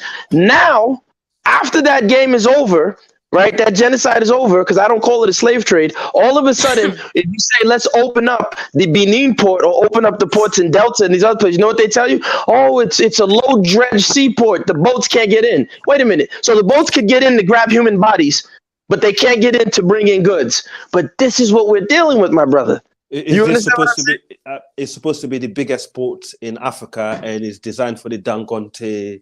But look at the 419. So Dangote, because he got an oil pipeline, I'm not mad. That's good. I'm glad Dangote was open to get his port. But it shouldn't be only Dangote that should get access to a port. What I'm saying is open up the other ports in Nigeria, and what that's going to do, that's going to reduce the congestion in Lagos. Because if I can sit there in Delta State, or if I can sit there in any part of Eastern Nigeria, which has the largest open markets in Nigeria, I believe in Africa, if I'm not mistaken, right? Eastern Nigeria, not Lagos. Then those guys don't have to sit down there and go to Lagos to buy a car, right, for like $20,000 and then get it to the eastern part of Nigeria, add another $10,000. No, I can just ship my stuff straight to my thing from Port Harcourt, from Benin, from Delta, from Akwa Ibom, from Cross Rivers. I can put all my stuff in those ports, and it's much cheaper. Now, instead of people sitting there killing themselves in Lagos, they can move back to where they belong in their original locality, sit in your village, products. And then if gas them up as president, we're not ordering anything anymore. We're going to produce and manufacture with the stuff that we have. But again, my brother, if you say what I'm saying to Tinubu, even to Peter Obi, I'm not convinced by him, but even to Peter Obi, all these guys, they're going to laugh in your face. Their children are abroad. Their side chicks are abroad. That's all that counts. They don't give a damn about anything else. President gassed him up. Yes, ma'am. I'm listening, but I don't know if I want to be president. I'm good. I let people in Dynasty. I'd vote for somebody like Dynasty. Dynasty is more level-headed. I know, right? Can I Dynasty, get my little Dynasty 10 is the only cents in? president, yeah, you know. Can I get my little 10 cents in here real quick? Just back to the dealings with America. I just wanted to know, does the African Union, do they have an army? Or all of our armies are individual between the 49 countries that's part of the African Union? I would say the African Union Army is mainly what they call, there is African Union Army, yes. Army. Yes, Okay. there is, Yeah, yes. because reason why I asked that is because, you know, with the resources in Africa, it's like Africa is like a big bank that's Yeah. open. It's like it's open without an alarm system. You understand what I'm saying? Yes. Somebody got to when mute you their mic. have Somebody got to mute their mic. You gonna what? Oh, that's No, not me. somebody got to mute their mic. Whoever. I think that's Al. Somebody, please mute your mic. That's not me. Yeah, so what I'm saying is that you mean you have America offering to come in and want to invest and all this other stuff, and we already know the history. I'm totally against it. I don't think it's the right idea until you have an army, African Union army, since the Berlin Conference has divided up all of these countries in which everything is individual. Each country has its own laws. Each country has its own army, and which, I mean, it's good that the African Union does have its own army, but this army needs to be really built up and trained, because anytime you have a country, even if it's not the US, that wants to come in and invest, and then they want to offer to put boots on the ground, that means to me that you have a potential to want to come in and control, and you want to control with covert neo-colonialism, as was said earlier, I believe, on the panel, and not just with covert colonialism. Later on down the line, like I said, history, people think that history is not important. It is very important, because it is doomed to be repeated, and it's doomed to be repeated with people like this. And we've already had a bad history with the United States, African Americans, and whether people want to realize it or not, it is just the truth. Right now, racism is there. Not everything is the white man's fault. A lot of things are each and every individual or group of people's fault, because you have every opportunity to rise. But in that, there is always something that's covert. My thing is, like Dr. Ari Kana, like she says, she says, what is the United States, what is their intention? Because during that summit, no Congress was in session. And usually whenever there is a summit, you have a Congress in session, ready to talk dealings. You don't make a deal, but they are there ready to talk. They were not there. That's clue number one. Okay. Every country, Africa is new coming out of colonialism from the 60s. The Caribbean is new coming out of colonialism from the 60s. America is new. I mean, African Americans are new, coming out almost similar to a colonial system with civil rights. We are all new. It's been years. We've come a long way in such a short time, because we are resilient people. African people, I don't care if you want to say that you're FBA, ADOS, whatever you want to call yourself, you're still African first, no matter what. But we are a very resilient people, and we've come a long way than any other race would have, or could have survived. But what I'm saying is that what is their interest in it? What do they plan on doing? Now, all of a sudden, you care about human rights. I remember being in Germany at the time, and I don't like to bring up any type of atrocities, but I remember European TV shows everything. And I remember at that time watching the Hutu and Tutsi, the conflict, the Rwanda conflict. I'm gonna leave it at that. No America was sent over there, but they were worried about Europeans in Bosnia and Herzegovina. And soldiers were sent there. Nobody ever cared. U.S. didn't care about any human rights in Africa, but now all of a sudden you care. That's something that I believe, and especially with the invite of us in the diaspora, in the Caribbean, from Mexico, Central America, South America, we're all over the world. We're from here to Russia. Africans are. We are all over this world. And us to be invited back, what are your intentions now? Because if for some reason we all did get together and on that same sheet of music, it wouldn't be perfect, but a lot of us left, who would really do your poor work? Who would really do your poor work? And I mean people that do leave Africa, they may leave with a degree, but sometimes that they have to work other jobs, especially in America, because they want you to certify this, certify that, even though you have that education. You know, who's going to do your work? But my thing is, what is your intentions? You really have to look within something. You can say all times have changed all you want to, but it is embedded in them. It is really embedded in them, and you really have to look at their history. You really, and the history, you better look at Florida today. That Governor DeSantis, he says that he doesn't want African American studies in AP studies because it is showing queer tendencies. Does that make any sense to any of y'all? That was in the news. That was in his speech. This is not misinformation. I haven't said nothing. I mean, there's a lot to pick on this bone. Yeah, but basically, number one, as you started with if you did ask if Africa got African Union Army, yes, we do have, but it's quite limited to the amount of conflict that we have in the continent. Right. The last time I remember, the African Union Army is actually they was engaged in Somalia. I think they're still there actually. And okay. I know you remember the US. Went to Somalia, and we all remember how that went down for them. But yes. the African Union Army, the African Army is doing really good in Somalia. They managed to get standby force. Sorry. Yes, yeah, okay. yeah. So see, they're not going to show us too much of that here in our news. You have to look for international news. No, and you know, like a lot of the conflict in Africa. To be honest with you, the African Army are much more better, and in the terrain than these foreign troops. They can't survive on our land.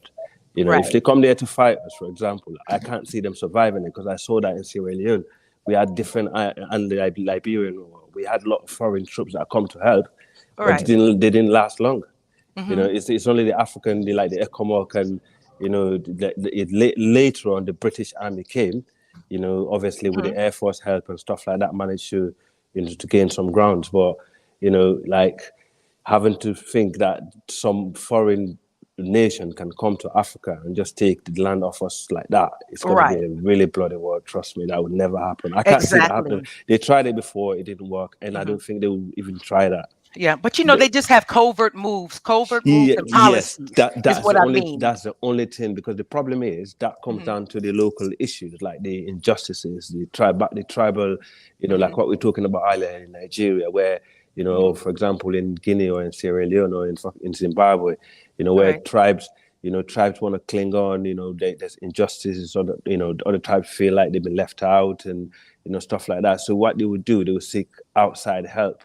And then they will get that help against the others, and then the power start going backward and forward. Sometimes you get military rule, sometimes you get financial sponsors from the foreign people that will come and sponsor that man, from that other group, you know what I mean?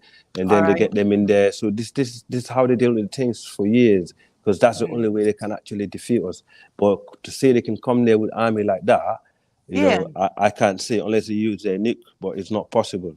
Right. Yeah, because I was like, boots on the ground for what? If the African Union already has an army, why? And then I know Russia comes in and trains, and then That is where they buy their weapons, because America has never helped selling any weapon, because somebody makes them and people sell them, and the countries purchase.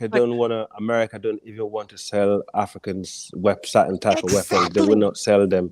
For example, Nigeria was trying to get weapons from Obama when he was in power to defeat Boko Haram before they spread all over Nigeria. Obama refused. It's only when Trump come to power.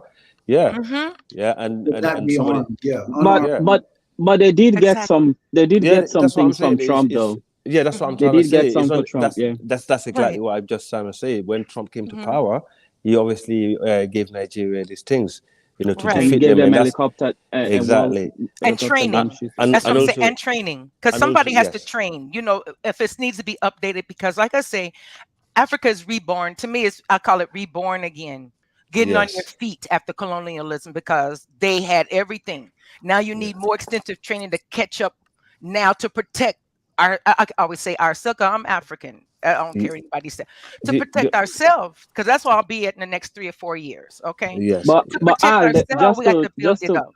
Just to make a point on the African Union military, they don't have like a specific African Union military. It's like different countries give subscription. Like we have ECOMOG, for example. Yeah, that's exactly. They give a number of military people from different countries. But that's an agreement that's an agreement every African country signs. Right. Well, at least most of the African countries. You have to supply certain amount of troops if required. Yes, and when they go somewhere, they fight under the banner of African Union, just like ECOMOG was doing. Exactly. Right. Okay. Yeah. Okay. And then like my other question is, okay, so like they're trying to get together the diaspora, and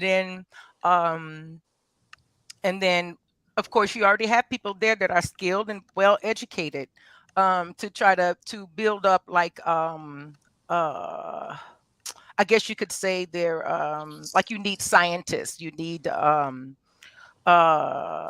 engineers, yes. Well, everything for these mineral resources. How is that coming along? The thing is, like, for example, I think the country that I would say in Black Africa that is one step ahead of a lot of these things is Nigeria. As far as I can see, in terms of engineering or trying to be self-sustainable in terms of defense, because I know they manufacture a lot of their own weapons now since Buhari came to power. That's one thing I think. I don't know if that's a good legacy or not, but that's one thing I noticed that he's actually done, where they, they actually make a lot of their own weapons, and they have launched few war vessels. No, I'm not talking about necessarily making weapons. I'm talking about like building the economy without having, because China. I just like I say, I just don't. But sister, remember, China was selected. Understand this. Like China wasn't, China was selected on the backs of African Americans, right? When they kicked out the factories from the inner cities, they all ran to China. That was a move of capital. They decided to do that. So China's success is actually on the back of African Americans, right? We don't talk about that. Now, they did capitalize on what they did on that movement from capital and industrial movement to China, but that same movement could have been taken over to Ghana at the same time. Now, in terms of also we have to understand, right? 1960, most African countries were doing relatively well. They weren't, poverty-stricken, people dying. Right. It wasn't like that. Like, so what's happened is that we don't. They are run better. That's the only thing. Yes, I know. Wait, listen, hold down, brother. What I'm trying to say is this. The real crux of where most African issues started is in the 1980s IMF structural adjustment programs. That was a global initiative to make most third world countries impoverished. They removed their middle class. They did it in Jamaica. They did it all over Africa. They did it all over so-called Latin America, right? So this was the game to impoverish the middle class that would have competed with the American and Western middle class. That was the game, and they did this strategically. So we have to be very astute and critical in our analysis, because sometimes what we end up doing is we make it seem as if Africa has always been backward and messed up, and that's just not necessarily the case. No, that's not the case. No. My brother, can I say something on that? I don't know. I For me, I think our problem started from the coups. You know, in the 1960s, majority of our leaders were revolutionaries.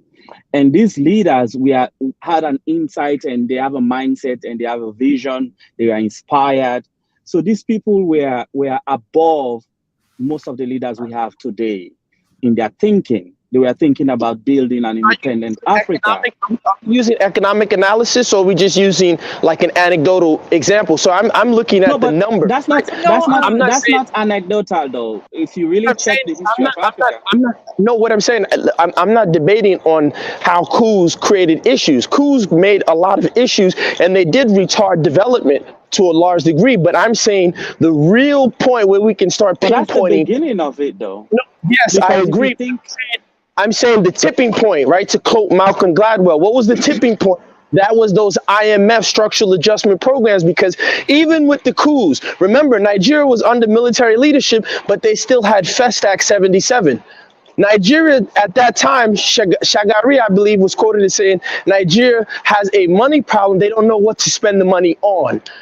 And that was why when Fela was singing, nobody paid attention to him, because they said, you're crazy. The country's working fine. What are you talking about? But he was kind of way ahead of his time in terms of describing the issues that were going to come to pass. And that happened with the structural adjustment program. So I agree with you. Yes, the coups should never have happened. But at the same time, I'm not just going to excuse the coup and say, oh, well, it's the coups, because China pretty much is a centralist state that ran like a coup. One example, I keep forgetting her name, and she's an unsung hero. She's an African-American senator who was fighting for Nigeria during the time of Sani Abacha. And she said, how is it that America is so critical of Abacha's regime, right, and his so-called human rights issues, yet they had nothing to say about China, Tiananmen Square, and they were doing all this business, billions of dollars of business. So I'm not just going to say, oh, it was the coups. Yes, I agree with you 1,000%, brother. But economically speaking, Africa was still viable and still moving. It was that structural adjustment program,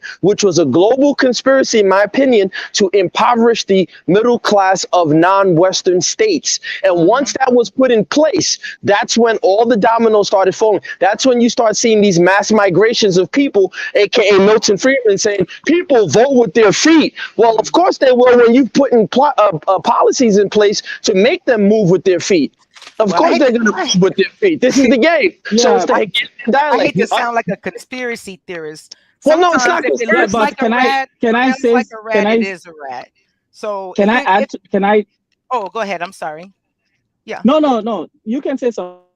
No, I was saying if it looks like a rat, smells like a rat, it is a rat. Anytime you see something that it was a group or organization and it affects people of color and a certain people of color, and it spreads halfway around the world, you can bet 9 times out of 10 that it's not a conspiracy theory. It is what it is. You understand what I'm saying? Yeah. So I just leave it at that. And then again, that 1 of that 9 out of 10, it probably isn't, but that's that small percentage. If that makes any sense. The only reason why I would slightly disagree with you on this one is because Africa, politics is everything. I don't, if you really know Africa, politics is the decision maker for every single thing. We are not that privatized. A lot of things about the continent is run by the politicians. Even when you go to businesses, they are run by politicians. So when you destabilize a country politically, which was what's happening during the coup, you expect stabilization to impact every other aspect of the country. So you have a domino effect. And the orator that speaks on Africa a lot. If you listen to if you read Things Fall Apart from Chinua Achebe, if you listen to, I can't get a name. It was speaking about. You're breaking up, or it's me. Equal to coups, because it was so common in Africa. Coup became common in Africa. Like Ghana alone had like 3 or 4 coups within 3, 4, 5 years. So what we are talking about, these countries, they are destabilized politically. So it became weak for anything to destroy it. So you can't say the root of the issue is that was the coup. Because in the 1960s, in the late 50s into 1960s, when most African countries were gaining independence, these leaders were visionaries, like I said earlier. So these people had an idea of what they want. They wanted a complete independence. So we were in that process of gaining complete independence when people were overthrown. Most of these countries, or most of these leaders were killed and exiled, and so the countries became weak. So the root of the problems that we face after the 1960s was the coup. I mean, I get your point. There's motive. I agree with you on that being a root cause, but I'm not also convinced that if you have a strong central state or a strong central leader, that necessarily implies you're going to have a poor economic outcome. It can happen, but we've seen so many other examples where, and again, China is probably the best example, where you have a strong centralized effort, and that doesn't necessarily mean that the people are going to be backward and messed up. So I agree with you. Unfortunately, the leadership that became the coups, right? The people who took over during these so-called coups, and the politics, as you're saying, it's the same thing I was describing. Their mentality is what? I want to go abroad, get me a nice little white woman or get my side chick abroad, have my kids abroad, right? And that's the kind of mentality you're dealing with. So it's like, how do you convince somebody who hates themselves, who doesn't want anything to do with Africa, to somehow, some way be able to turn around and say, look, okay, I did a coup, and now I'm going to take these resources and fix the country? Hell no. They're going to take that money and go party and live it up, and to hell with the people starving and dying. They don't give a damn. You know, that's just their mentality. So, but in the comments, I just want to say something. In the comments, somebody said, Gas Them Up wants to create a country, Nigeria, where we're only exporting and we're not importing. No, obviously you're going to have to import. You're going to have to have certain imports. What I was trying to say is that right now our balance of trade is out of whack. Not only is our balance of trade out of whack because we're importing more than we export, our regional, intra-local trade, right? And that's what actually, see, when you study the history of Africa, whether you want to call Ouagadougou, whether you talk of Mali, Ghana, all these places, old Zimbabwe, all these places that we can say, oh man, Africans were the richest. None of them were focused on international trade. It was intra-African trade that built them. That's not true. That's right? Not true. Okay, wait, let me say it and then you can debate me. It was intra-Africa trade that built these economies. They traded internationally with what they had in excess. That's always been the African wealth. Whatever was in excess, they traded. So if you look at Ghana, they traded salt with gold and all these other things, but they didn't trade that on the initial. It's, oh, we have extra salt, then we'll trade that. Oh, we have extra gold, then we'll trade that. Whatever they had and they used, that's what they used for their initial, and that's what they built wealth, and that's what circulated, the flow of goods and services. And I'm using terms that I don't like, but it's after you trade, you build yourself locally, then you're strong enough to do business with people internationally. Right now, Africa's position is we're trying to build trade internationally, and we don't have a leg on to stand on locally. And that doesn't make any sense. And if you think about it, when they mention the subsidy in Nigeria to say, oh, remove the subsidy, America will never allow the subsidies for the USDA and all kind of agencies that they subsidize things for in America to go away. Americans will have a hissy fit, right? They'll lose their shit. But Africans, they'll tell Africans, oh, no, free markets, global economy, free markets, global economy. And the Africans will eat the nonsense up because the leaders are all a bunch of whitewashed people. They're not sitting there thinking, wait a minute, no. It's not do as I say, not as I do. And that's one thing that we've been doing with the West. They do something else, but they tell us something else. And we follow along with what they say, not what they're doing. I'll go ahead and stop, sir. Yeah, I mean, I agree with the strongman leader. Like, for example, it's not all coups are bad in Africa. Like, look at the great RIP, my great Thomas Sankara. Yeah. Okay. He was a military guy. He did well for his country, and he was economically really good for Burkina Faso before he got assassinated. So you look at He Gaddafi. got assassinated by a coup, Blaise Compaoré. Yeah, Yeah. you know exactly. So it's another coup. So no, that's yeah, what I'm that's saying true. about Yeah, Africa. no, well, yeah, but obviously, yeah, but that's another story, right? But and then you got Gaddafi. He was a military guy, you know, and Libya was like the destination for most West Africans actually to go and make a living instead of going to Europe when Gaddafi was alive. So he had a great plan. He had a very, very great plan. I was reading, I forgot what it was. I was reading the other day, but he had a miraculous plan. He had it really going on for the people, and actually, if Can I push back it on was Gaddafi true, when you're but done? he really had it going on where what his plan was to do for Pan-Africanism, if it was true, because I hear so many people say, no, he had no good intentions, and then other people Yeah, say he didn't. Gaddafi was, again, the coups that you guys talk about, Gaddafi was a major financer of a lot of these coups. Exactly. No, he was Thank you, involved. sir. He was He also was involved. involved in He that. was also I'll give you guys a perfect example. Look at Liberia. Charles Taylor was in an American federal prison serving time. How the hell did he get out? Then he ended up in Gaddafi's Libya, where he was trained, and he went back and caused all kind of havoc in Liberia. That's a fact. Oh, okay. I don't know who he was The same with connected Sierra Leone. The same with Sierra Leone war. I don't know what handshakes and who he's connected with, what lodge you're a part of, but hey, I want to know what you're down with, because you can get out of jail and get, run a country. That's some gangster shit, right? But this is what we have to understand is the underlying thing. He was definitely involved in proxies. And then here's the thing. Here's the thing with gold. I'm not against gold, but here's what I tell people all the time. Gaddafi's idea of gold, or even anybody who's telling, oh, buy gold, buy gold. First off, the price of gold, people aren't researching. Gold is not set by a market price. The price of gold is set in London. Yeah. It's a set price. The markets don't. Outhouse, London. Go on. Gold is real money. It's nonsense.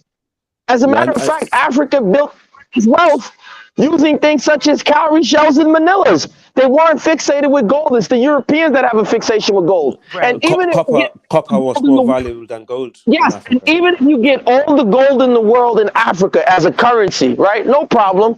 Guess what? The price of gold is not determined by the markets. The Europeans are just going to do the same thing they did to Nkrumah with cocoa.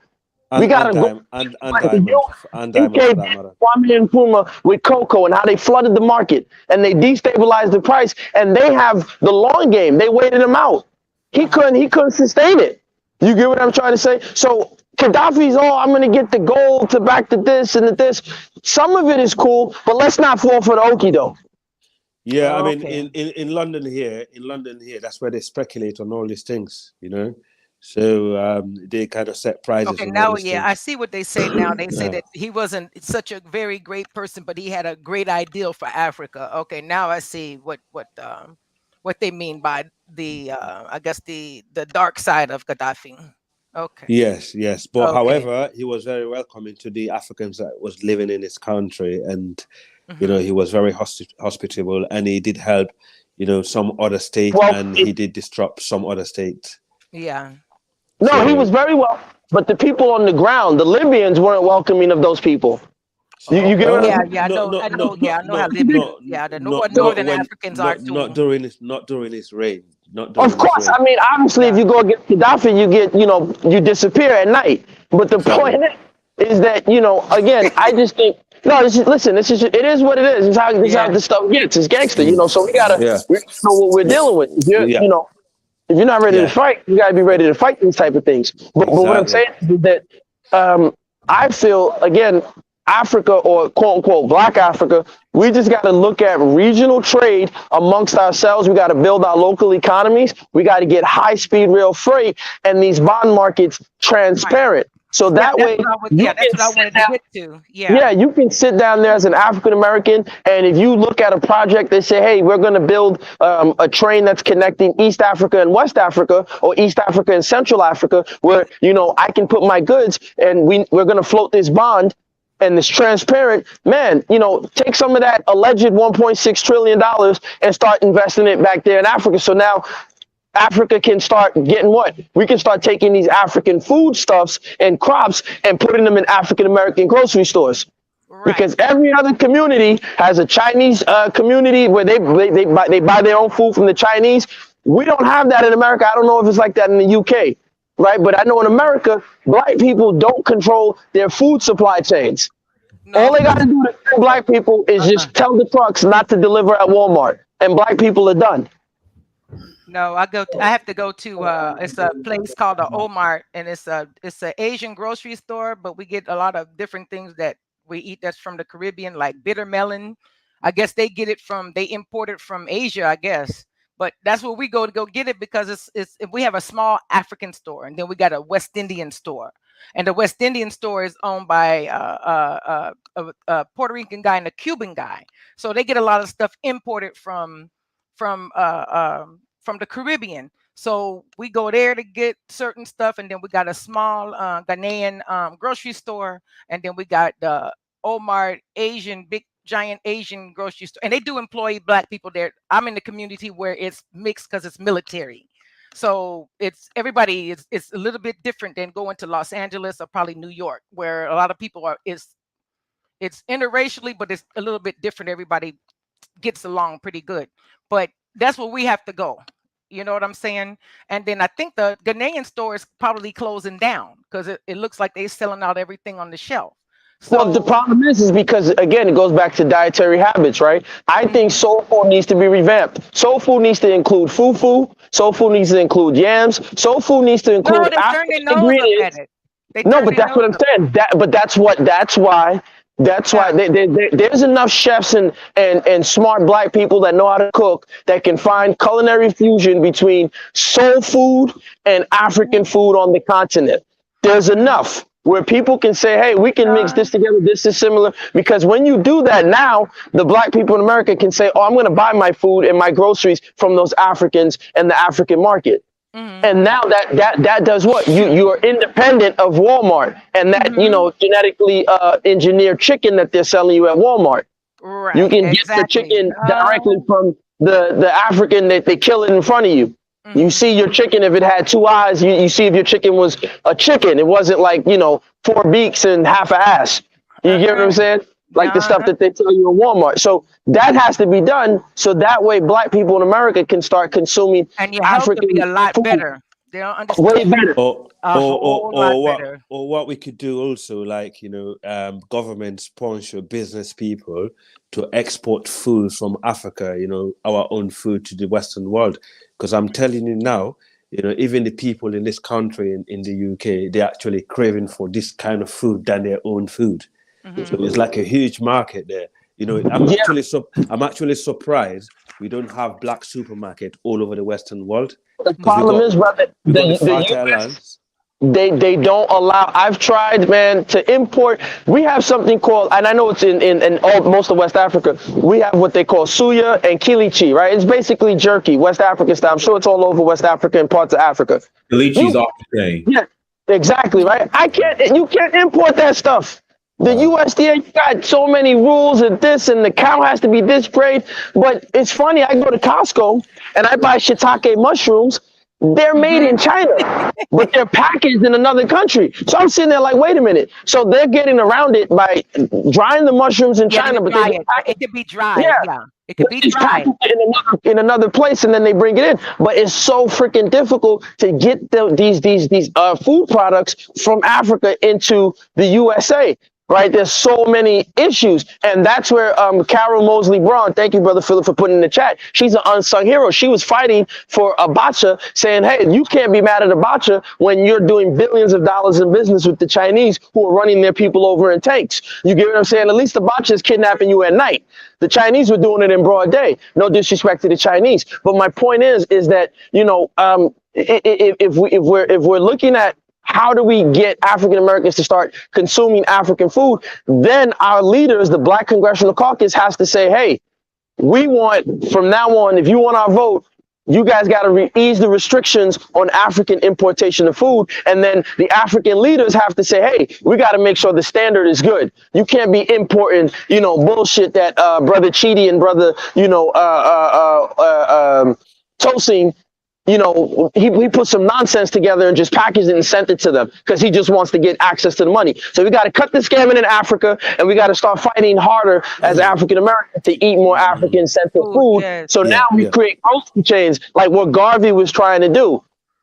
Yeah, but what I was gonna say is, Gasimov, there's for example, the UK had a trade deal with Ivory Coast where you can actually import stuff to the UK from Ivory Coast, like cosmetics and stuff like that.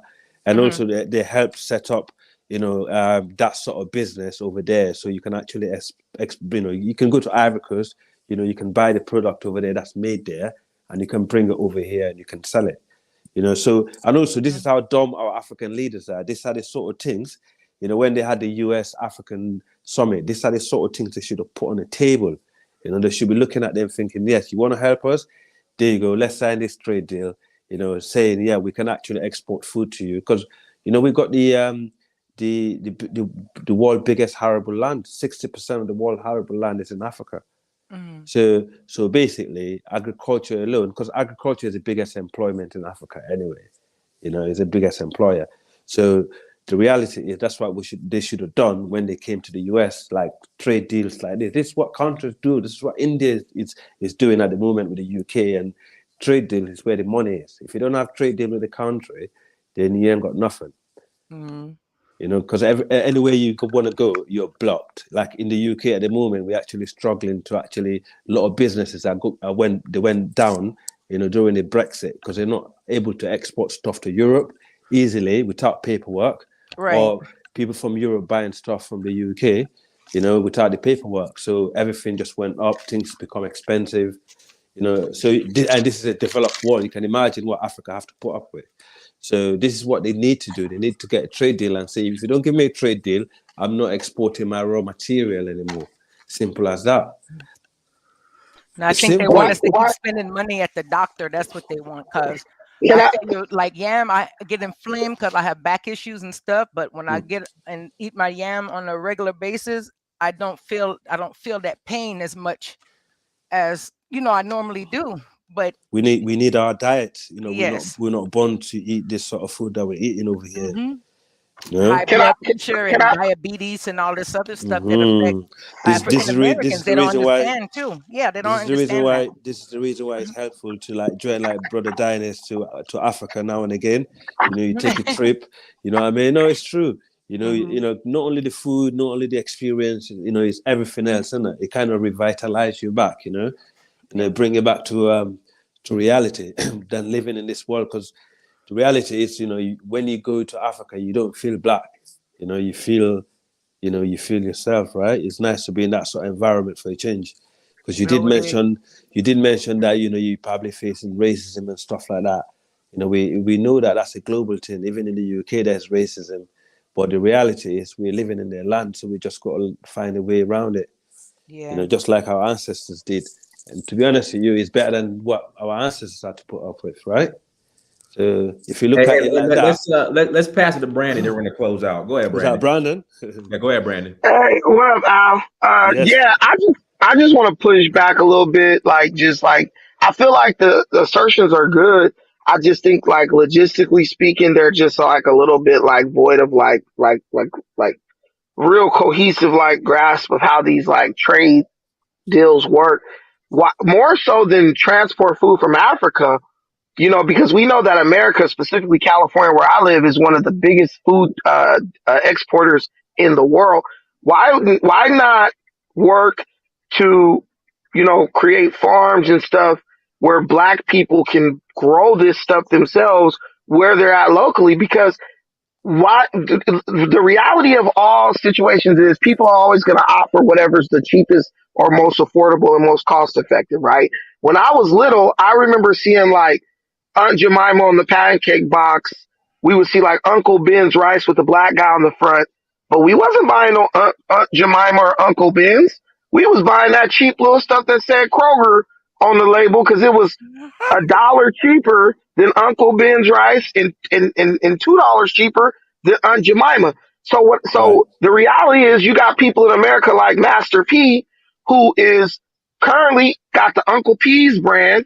He's producing things that Black people eat also. under white labeling, which is, you can argue about the quality and all that stuff. But if you grow things here, the cost is cheaper versus importing things from far away where it's a higher cost and people not buying it. And I think that's why you see like a lot of like Nigerian stores, Ghanaian stores that be going out of business because they're bringing that stuff a lot of times from the country they originate from. So they have a hard time like keeping it on the shelves and they have a hard time kind of building up the interest in it. But I just think we should be growing food and you can grow a yam anywhere. You don't got to import a yam from Ghana or Nigeria. You can get fufu right here in America. I really believe that we should focus more on getting that stuff on grocery store shelves or really building bigger food distribution hubs like grocery stores that aim at our people. That's where the work needs to be done, not necessarily getting here because it's already here, but getting people, making people aware of it and giving them access to it. I think that's the biggest like focal point. Like that we don't got to reinvent the wheel. But you have to get them interested in growing it. Brandon, Oh, I'm sorry. Philip Lindsay said, USDA cut off the black farmers from the black communities. What are your thoughts on that? Yeah, the USDA did do that, but this is the reality though. The USDA didn't cut off nobody. When you operate on a debt system, which is what farmers do, the USDA has the ability to say, hey, we're going to give you a loan or we're not going to give you a loan. But when you don't control when you don't control everything from farm to table, it's easier for the USDA to cut you off because at the end of the day, farmers grow food and someone has to buy it from them, right? The government is not obligated to help you make your farm successful. And that's what black people like Philip have to realize. Stop trying to acquire a guaranteed outcome. When you are talking about the government and associated with farming, what you're saying is the government didn't guarantee black farmers a desirable outcome. You have to work it out to where you're going to get a desirable outcome based on the work you put in and the product you produce. Black farmers should be damn shamed because they don't even got no grocery stores or farmers markets to sell their product because they're lazy. They are on a welfare system just like Bonquisha with that EBT card. Oh, I don't got to worry about. Wait a minute. I know this hurts black people's feelings, but a farmer is on the same welfare. Okay, Dynas, who distributes food stamps for Bonquisha and Pookie? Damn. I mean, the USDA. The USDA distributes food stamps. Susan and Karen are the ones that are majority. No, see, you're arguing. That's a different. Wait. That's a different. People interested in farming first. Candace that are graduating from school don't want to be farmers. Candace. So Yes. exactly. So you see what you're saying? These young people don't want to be farmers, but there are already black farmers who allow themselves to become dependent on a government welfare system, which handles everything once they grow the crop. But if you have worked it out yourself, wait a minute. There's white farmers in California who got services like HelloFresh that go straight from the farm and deliver a box of produce to your front door. They're not relying on the government. They're like, we're going to create a doorstep delivery service to sell our own products, our own produce.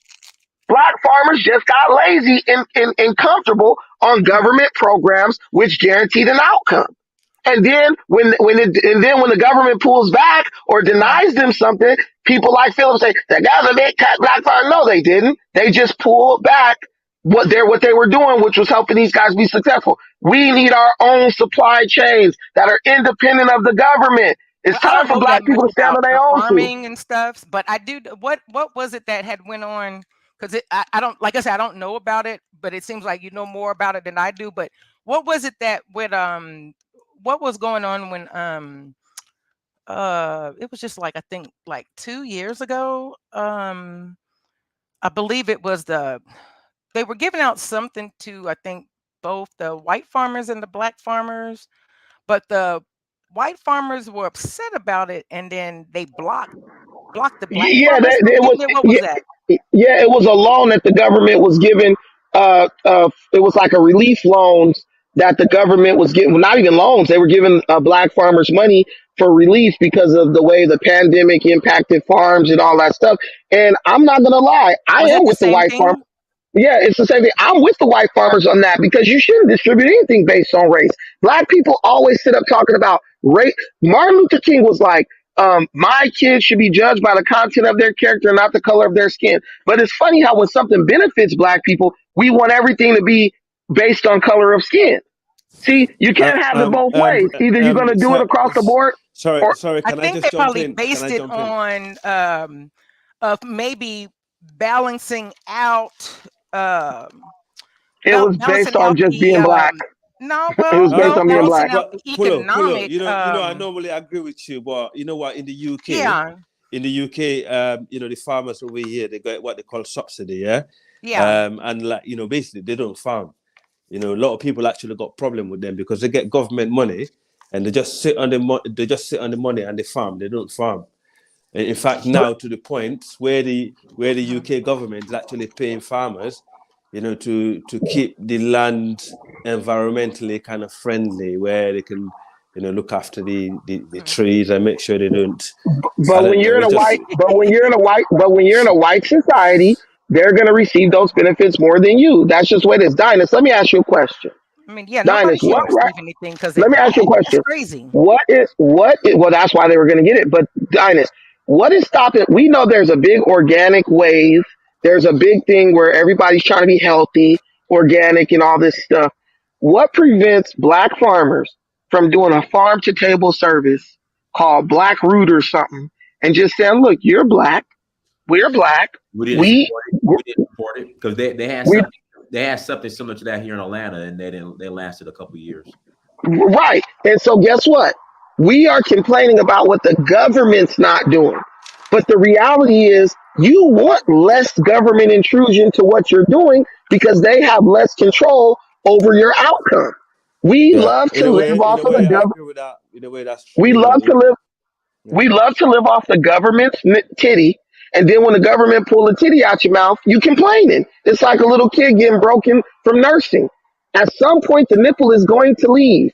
Yeah. Black people become dependent on the nipple always being there, then complain when they pull the nipple out your mouth. Like, you can't do that. We have to stand on our own too. It's going to be some pain, but guess what? Once you're done, once you get to, but you're going to be all the better for it. Okay. So these black farmers, they're going to have to get creative. They're going to have to use the internet. They're going to have to innovate. They're going to have to build connections with other countries. Do you know most of these farmers in America started growing soybeans so they could sell soy to China? Do you think the U.S. government was like, you guys should grow soybeans? No, these guys looked, they saw a need and they filled it. That's it. Black farmers could have been selling soybeans and sold millions and millions of dollars worth of soybeans to China. No, they didn't do that. Why? Because they wanted to be on the government titty. Hey, no, the USDA is going to give me $200,000 a year to not grow food.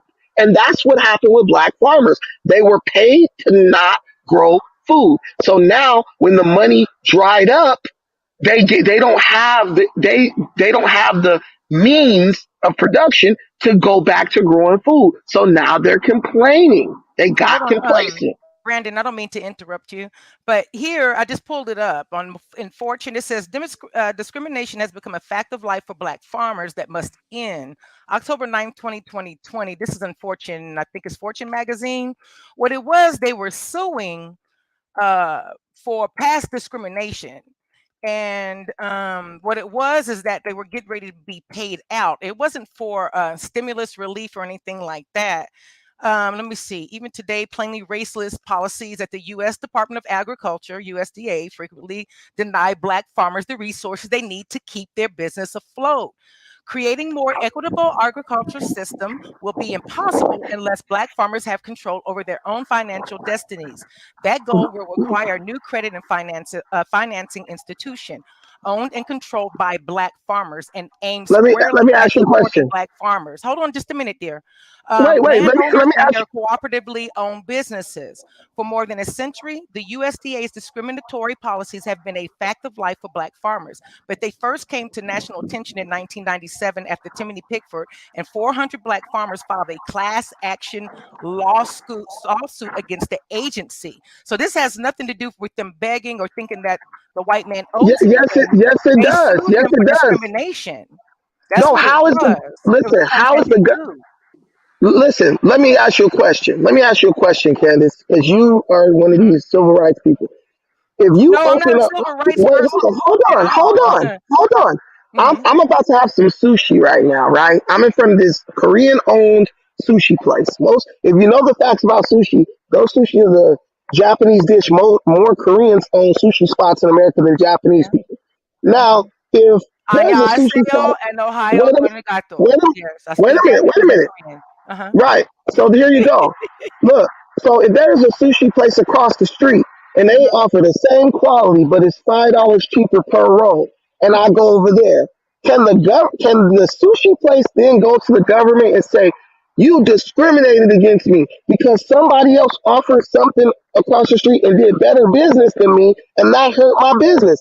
Black farmers have a welfare mindset. The government is supposed to make sure my farm is successful. Okay. That is the wrong way. Wait, that is the wrong way to think in a capitalist society. There are no, wait. It's not about equity because nothing is equal. Businesses are not equal. That's why you like pizza from the Italian ristorante over Pizza Hut. Why? Because Pizza Hut is going to just give you a basic ass pizza that ain't got too much going on. And this Lou Malnati's, where Dynas has been there, Lou Malnati's has a tradition of excellence when it comes to making pizza. Dynas, what would you want to eat, Pizza Hut or Lou Malnati's? I mean Illuminati, but I mean, bro, you know Well, damn well. Illuminati's might have Mexicans You working in there know, now because they don't damn they don't have no Italians making pizzas no more. you know damn well Pizza Hut and Domino's and Papa John's got all types of weird ass pizzas. You got to go to the Italian restaurant. Right. So what I'm saying is, Lou Malnati's didn't say, "Hey, you're giving Pizza Hut an unfair advantage because they got more locations than us." When Pizza Hut was just a little shack, a hut, they didn't say, "Hey, Lou Malnati's is getting special treatment because they got more tradition and better pizza." No, what they did is they got creative. They said, "How can we beat out this delicious tradition of pizza that is so?" All right, Wait a minute. Okay, I don't want to hear no Candace, more you about can't just pizza overtalk. because I'm not really a pizza But fan. it's not just about you. It's not just And about you. You're a very sushi from self-centered Korean person, and Candace, and you're Japanese have overtalking me. nothing Why to are you do with the overtalking me? Why USDA. are you No, because you're overtalking me? overtalking me. Why are you? No, I'm being all right. Anyway, the farmers also get, white farmers and Black farmers get subsidies both from the USDA. So what's the difference? No, Now they you shouldn't can be talk. dependent. The difference is when the USDA pulls those subsidies back, white farmers might complain, black farmers might complain, but we've been in this country for 450 years with these people, and we still act like we just met them yesterday. Okay, let me ask you a question. Since you're smart, you're a smart person. When have we existed on this continent when white folks didn't discriminate against us? When have we existed on this continent? Since white people have existed, you said? Or See, you don't discrimination have listen well. existed? When have we existed on this continent? At what point in our existence on this continent didn't white people discriminate against us? They're always going to discriminate, but it does not give them a right to discriminate. Here you go. If Here you you're go. See, going to follow the you walk rules, right past common then that sense. You means walk right past you common need sense. to be fair. No, you Hey, walk what's right not past for the common goose, good sense. is for the goose is good for the gander. Candace, you So just if you're walk going to right give past him common something, sense. you need to give me the same thing. See, If I you know. don't See, give and me this the same thing as you give him, then that's and discrimination. Dynast. This is why I tell you, Oh, we there got you go. people You're in our community. co-signing with Dynast again. Dynast, Why do you we always have have to co people. with Dynast to Well, he's the co-sign? host. Listen, Dynast, see what But I'm he's telling the you? We host got giving people. a fair panel for everybody to Dynast, he's discuss. the You don't only get to person give who him the could get you to co-sign. stop talking. So, Dynast, Now Brandon, you got somebody who wait, talks more than you do pull wait up. a minute. Wait, let me talk, guys. Dynast, I this is still what love I'm you, telling you. Brandon. This is what that's fine. This is what I tell you, Dynast, about situational. This is what I tell you about situational awareness. You got people that's 40 and 50 years old with the mind of a 5-year-old kid. Oh, because he got one, I should That's get right. one. That's how kids think. That's how kids think. Yes, it And is. it's the Dynast. law. Dynast. Do you think because someone else got something, you supposed to get it? Depends on the situation, the context. Okay, That's but right. we know that white folks have discriminated against us for eons. Our ancestors, who were Well, way you're more still supposed successful to than take it because they discriminate. listen. You're What supposed to I'm just trying step to, back and say, Yasa what I'm Masa, trying to, I'll take what that I'm Masa. Oh, anything for you, Masa, I'll take it, Masa, because you've been that's what discriminating against me, no, Masa, that's what you're gonna since no, what you're 1776, Masa. what I'll you're take gonna it, do, Masa. That is what your you're gonna do. mentality. No, what you're gonna do. See, this is What what I'm you're telling gonna you. do is You become a slave when you you become a expect slave. something. You become a slave when you expect No. something from somebody who don't like you. So I'm gonna If say, I'm why even tilling be the dependent? ground and I'm farming and I'm bringing food to the table, and this is through the USDA, that means I'm a big farmer and I'm But they're providing not. for these But they're grocery not tilling the stores and ground. probably for But schools they're and not everything tilling the else. ground. But And they're you're not tilling. giving me subsidies to do so, and that's in the contract, or that's with that white farmer's contract. You're going to do the same for him. You're going to do the same for me. If not, you're going to have a lawsuit on your hand. That's just the way it is. Now, any other peddly, medley, edly little thing, then no. Brandon, I think farming subsidy is not to do. It's not limited to black people. Trust me, there are a lot of white Exactly. rich. He thinks There's a anything lot that of white sounds like rich English people subsidy in the or UK in England assistance, that he doing the thinks that same that's some thing, type of welfare. and they're doing it over here in the UK every day. I If know I they drive are. They like do it all over an hour Europe. from my city, you're All gonna right, see a lot of let's farms. pass it to Nigel, then we'll close out. Go ahead, to Nigel. Thanks for having me. This in Diners. I saw when you were reading that document, and that document is just rubbish, really. And they're actually even looking to weaponize the African Americans towards the against the Africans. What these people, they will never learn. They just never learn to do things properly. And I think I should bear that in mind, and African Americans should bear that in mind. See, about all this discussion, Brandon was talking about farming and all the rest. I think that where we need heading towards as a group is technology. As a matter of fact, 50%, 70% of our people that are going through education now should be focused on technology because we don't have enough of them. And that is one thing we have always lacked behind on. We have the opportunity. We should be going into technology. If you want to farm, get technology. You can even do vertical farming, underground farming, whatever you want to farm. You can farm even in space if you have technology. They are talking about aging, and this. They are beginning to understand the aging process where they can reduce get somebody to become younger, and someone to become older if they needed to accelerate it. Technology is the future. We really need to be going there in droves. Our children, our grandchildren, all of them, we should be encouraging them. Everybody that can study technology, if you have the mind for it, go for it. Law is not going to save you. AI is going to take over law. AI is going to take over so many sectors. You need to be the creators of the technology, and I think that's where we need to be heading to. And this African American there's this American proposal to all Africa is a very cynical stuff to counter China. So after China leaves, then what? Then they leave again and leave Africa festering.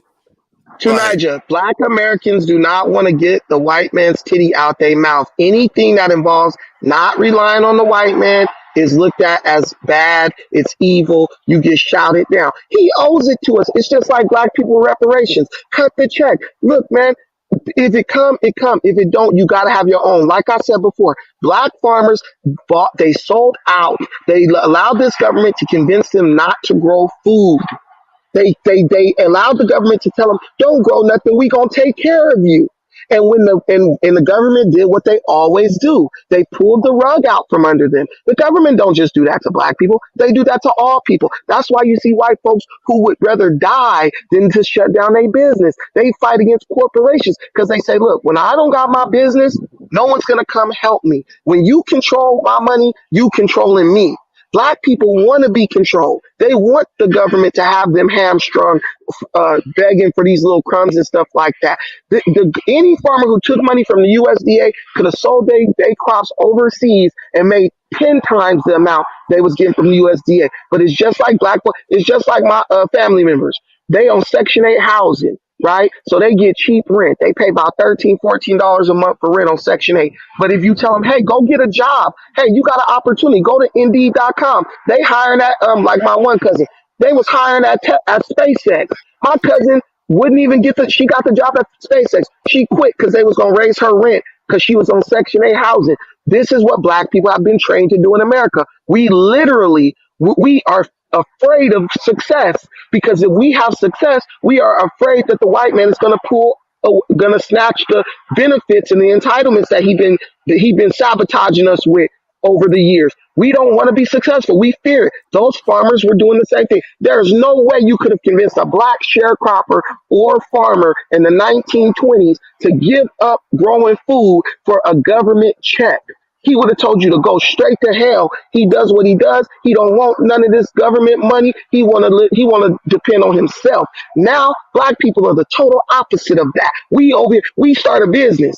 We don't even believe in our business. We just looking for a white person to sell it to. And then the funny thing is we have the audacity to go say they stole this from us. No, they didn't. We sold it to them. We gave it to them just so we can be accepted. So we can be equal. That's why you hear these fools over here talking about, oh, we need equity. What is equity, bro? What is equity? There's no such thing. It's either those who are going to work for what they want and those who are not. But Dinah, don't you think that we should be talking about where we need to be headed towards then? Because that document that I saw, I saw Dinah's reading, it talks about how they want to have Africans start coming here. That is a big problem now on the continent. In Nigeria, people are leaving the continent in droves. And there's a news channel that is covering this and saying that they are used to undermine Africa's development. So they are opening their doors now in the West so that the minds of Africa come here and serve them. That's what is going on. 63,000 Nigerians came to the UK alone last year. That's the highest for the last 10 years in the UK. They open their doors so that we come in, and the development that is supposed to happen in Africa, all those brains end up in the West. They are all. If you read their documents, if you see anything they do, it's always a weapon. Jesus Christ! If you just have to learn how to interpret it, what they are doing to you. It's unbelievable. Yep. It's just disgusting when you read some of all these things. It's unbelievable. That's why I said stay away from it, because I saw when Dinah. Dinah, let me ask you a question, Dinah.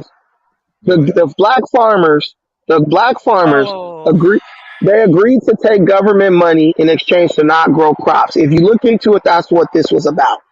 They got hundreds of thousands of dollars in government money. They did. What did they do with the money, Dinah? I have no clue. What did they do? He fell off. All right, guys, listen. We're when he calls back in, I'll let him answer. Then we're gonna close out. And I think, and Dinah's, I saw that you noticed that opportunity that is written in that document there. I think you should try to exploit it. No, have some money lying around. I'm gonna look into it and see what it's about. They might have some money lying around. I'm gonna look into it and see what it's about. I'm gonna look into it. Yeah. All right, go ahead. We should never trust any of them. In summary, anyway, nothing to be trusted. Africans should be doing their own. Like Americans, go into tech. If I'm talking to Africans today, I will tell them 60-70% of the youths, all of them into tech. We need it for the next 40 years so that we start getting certain sectors in the technological space. Right. Hey, Nigel, what everybody knows about the government is this. Every 4 years, things can totally change. You could get promised something by Donald Trump and Joe Biden get elected and totally eradicate whatever Donald Trump promised you. That's what we know for a fact in America.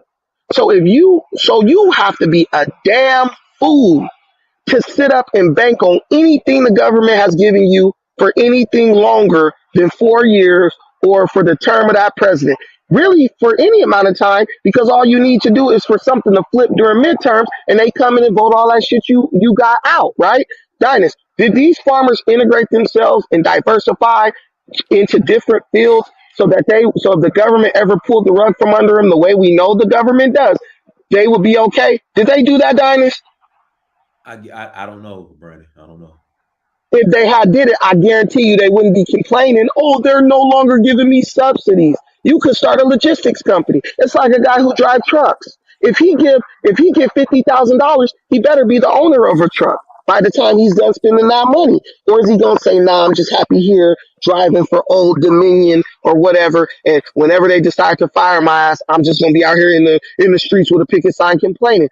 black people, we can't operate like everybody else. We have to operate with awareness of the situation we're currently in. It is a kind of similar situation to the city where I live in, here. It used to be a lot of the businesses, nightclubs, shops in my area used to be owned by Jamaicans and the Caribbeans. And, glad they had it good those days. Things were easy, cheap, money was everywhere. Never saved it, just, looking for a nice white girl, parties and stuff like that. Today, you look around, you hardly see any black person around. Gentrification. Yeah, well, a lot of them sold their properties and moved You mean out. making the neighborhood better? Yeah, basically, yeah, gentrification definitely, and basically gentrification, and also the lifestyle of the black people when they had the good time, they never, spend the money in the right places. Right. In fact, in London, it is luckily, a lot of the Africans that came earlier with the Jamaicans, they tend to buy their properties. So they happen to be one of the biggest property owners as black group. The Africans, like people from, Sierra Leone, Ghana, Nigeria, they tend to own their properties. And then the Caribbeans tend to sell their property. I don't know why. And so everywhere where you hear black people complaining, you always see example of black people who had discipline and did things right, who are thriving. And what we're saying is it's a cultural thing. It's not even about unfair treatment because white people. It's just smart money versus dumb money. I got family members. Some people bought their house. Other ones was renting a house, and you thought they had the house so long, you thought they owned it. Then they telling you how they getting evicted because they lost their job, and you like, wait a minute, you didn't own that house. And we all know people like that. People who just rather go and secure the temporary pleasures in life than making the sacrifices and investing in themselves, putting a stake in the ground. And black people have to get used to doing that because we just think the money's coming in now, it's always going to come in. That's not true. You get old, you get hurt, you can't work, you get sick. And guess what? Being an owner is better. No landlord should be forced to lower the price of his property or his apartment building because someone thinks it's not fair that he's raising it. If you want the price to stay the same, you go buy a property so you can get a fixed interest rate and the value and the price of what you pay never goes up. Don't try to tell someone else how to run what's theirs. And that's what we black people love to try to do. We won't build our own, but we want to tell everybody else how to manage their stuff. Just like this black lady who was complaining up in the Mexican grocery store about how the person at the register was rude to her. I said, look, just protest with your feet. Go shop somewhere else. Stop telling these people how to run their damn business because really they don't give a damn. They don't even want you in here anyway. It's not for you. It's for them. Why you think all the cashiers don't even speak English? Because they want niggas up here? No. This is for their people. But we don't want to build our own. We want to piggyback on someone else's coattails and then complain the whole time. No, that's not going to get it. The only good thing is Dynasty in my area again, Brandon, is most of the shops that was occupied by Caribbeans is now occupied by Africans that moved in like probably about 20 years ago. If that makes sense. So it's like it's moving from one community to another, but obviously it's moving from the Caribbean to the Africans. So, Al, do you expect to get treated with the same treatment as a white person in the UK? Like at a fundamental level, do you expect when you walk in a building, do you ever expect like they're going to treat me just like they treat a white person?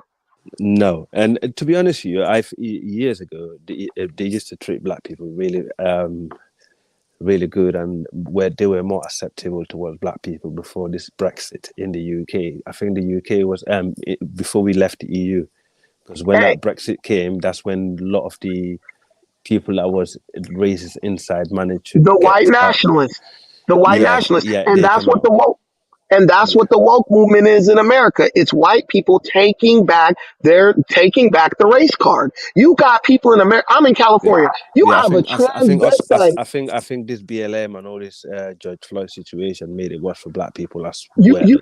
You never heard a white person even though it was a sad situation, but at the end of the day, it's all because the BLM movement have mixed up with the sorry, let me just say something quickly. With this LGBT. They have the black movement here with the BLM have mixed up with this wokery with all this gender politics involving black movement with gender politics. So they're mixing it over here, which is actually quite dangerous because a lot of people in the UK do not accept this gender politics anyway, and mixing it with black, in there make it even worse. So people are just looking at it like disgusted.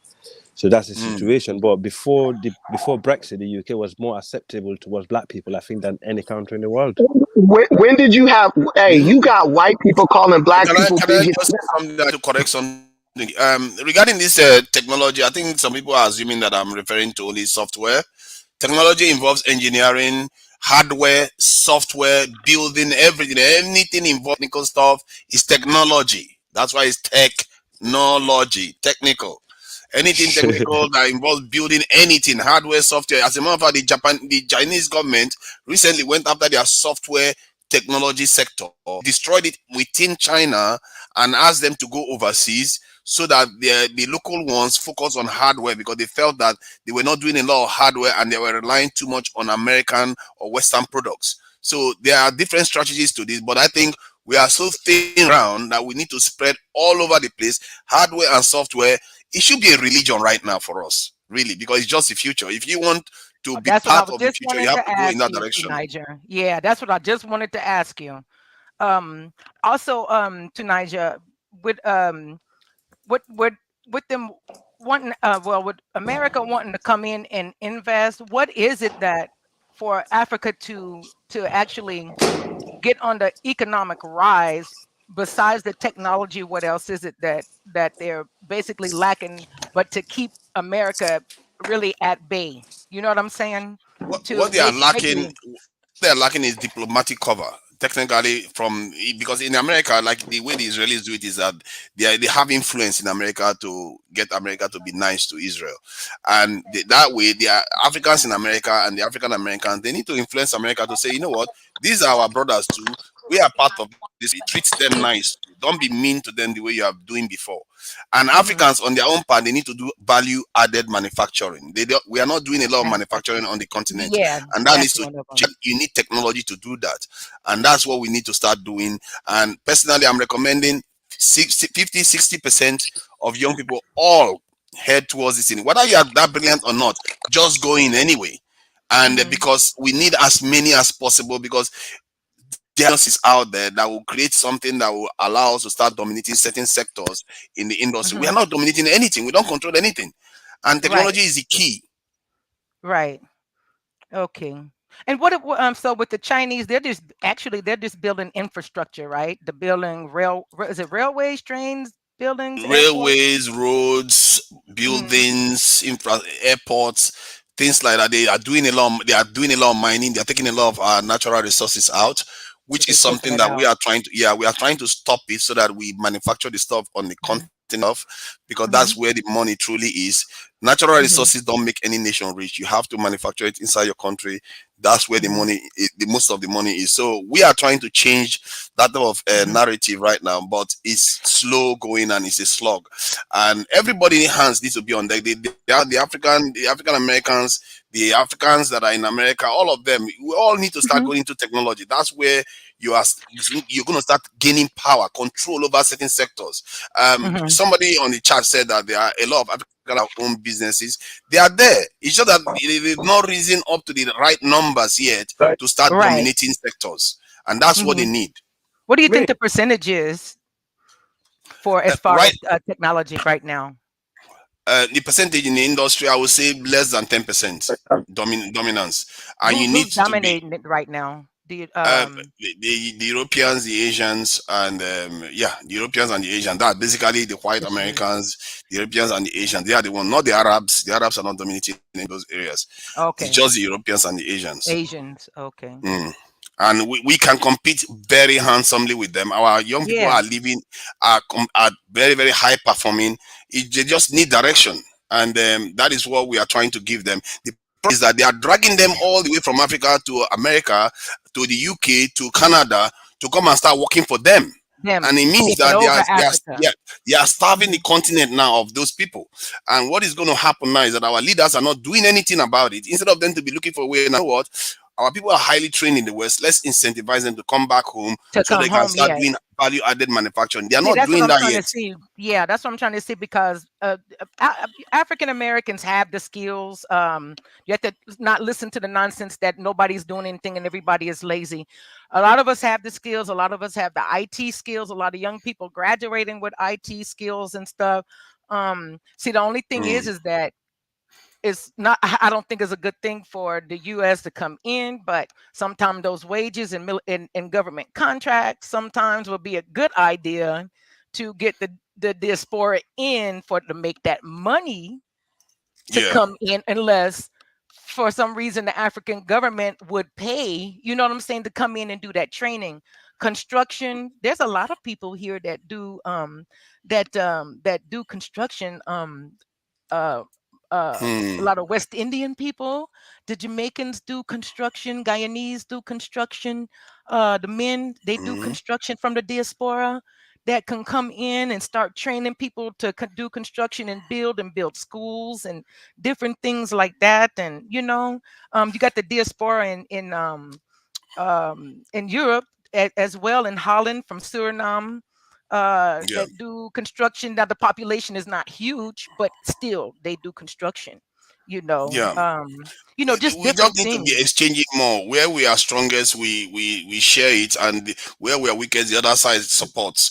And we have to be working at it, because where we are right now, the world is moving very, very fast. As even the Americans are worried that the Asians are moving even faster than them right now. And not to mention African, we are even moving slow. I need to start pacing it up now. Any child that is born today, first thing you have to do, 50-50. You're better going to tech or nothing else matters, because everywhere else you go, technology is going there to eat it up anyway. You want to go into medicine, healthcare, technology is going there. You want to go into law, technology, real estate, technology is taking over. Everything you do now, technology is taking over those areas. So you might as well just shortcut it and go into technology and building stuff, building, just writing code, building different things. And that is where power is. And I think if we start doing that, and we really need to start, I think we're already late in the game, but the sooner we start, the sooner we start getting out of the mess we are in right now. And that's how I see it. Let me read this super chat that we're to close out. Pan African strikes out. We are behind enemy lines, arguing for a guaranteed outcome. We quitting Twitter and Netflix jobs because of who buys the company. We are entitled, period. Hey, everyone, thank you so much for joining. Like, share, subscribe. We don't have to sell, Brandon. Not everybody sells. Hey, I still love Brandon. Love Brother Dynast. Like, share, subscribe. Until next time, family, Dynast and Search for Uhuru. And we'll be back on. Thank you, Dynast. Bye, everybody. We'll be back on at 7 with Abube. Peace. Oh, nice. Okay, bye-bye. Love.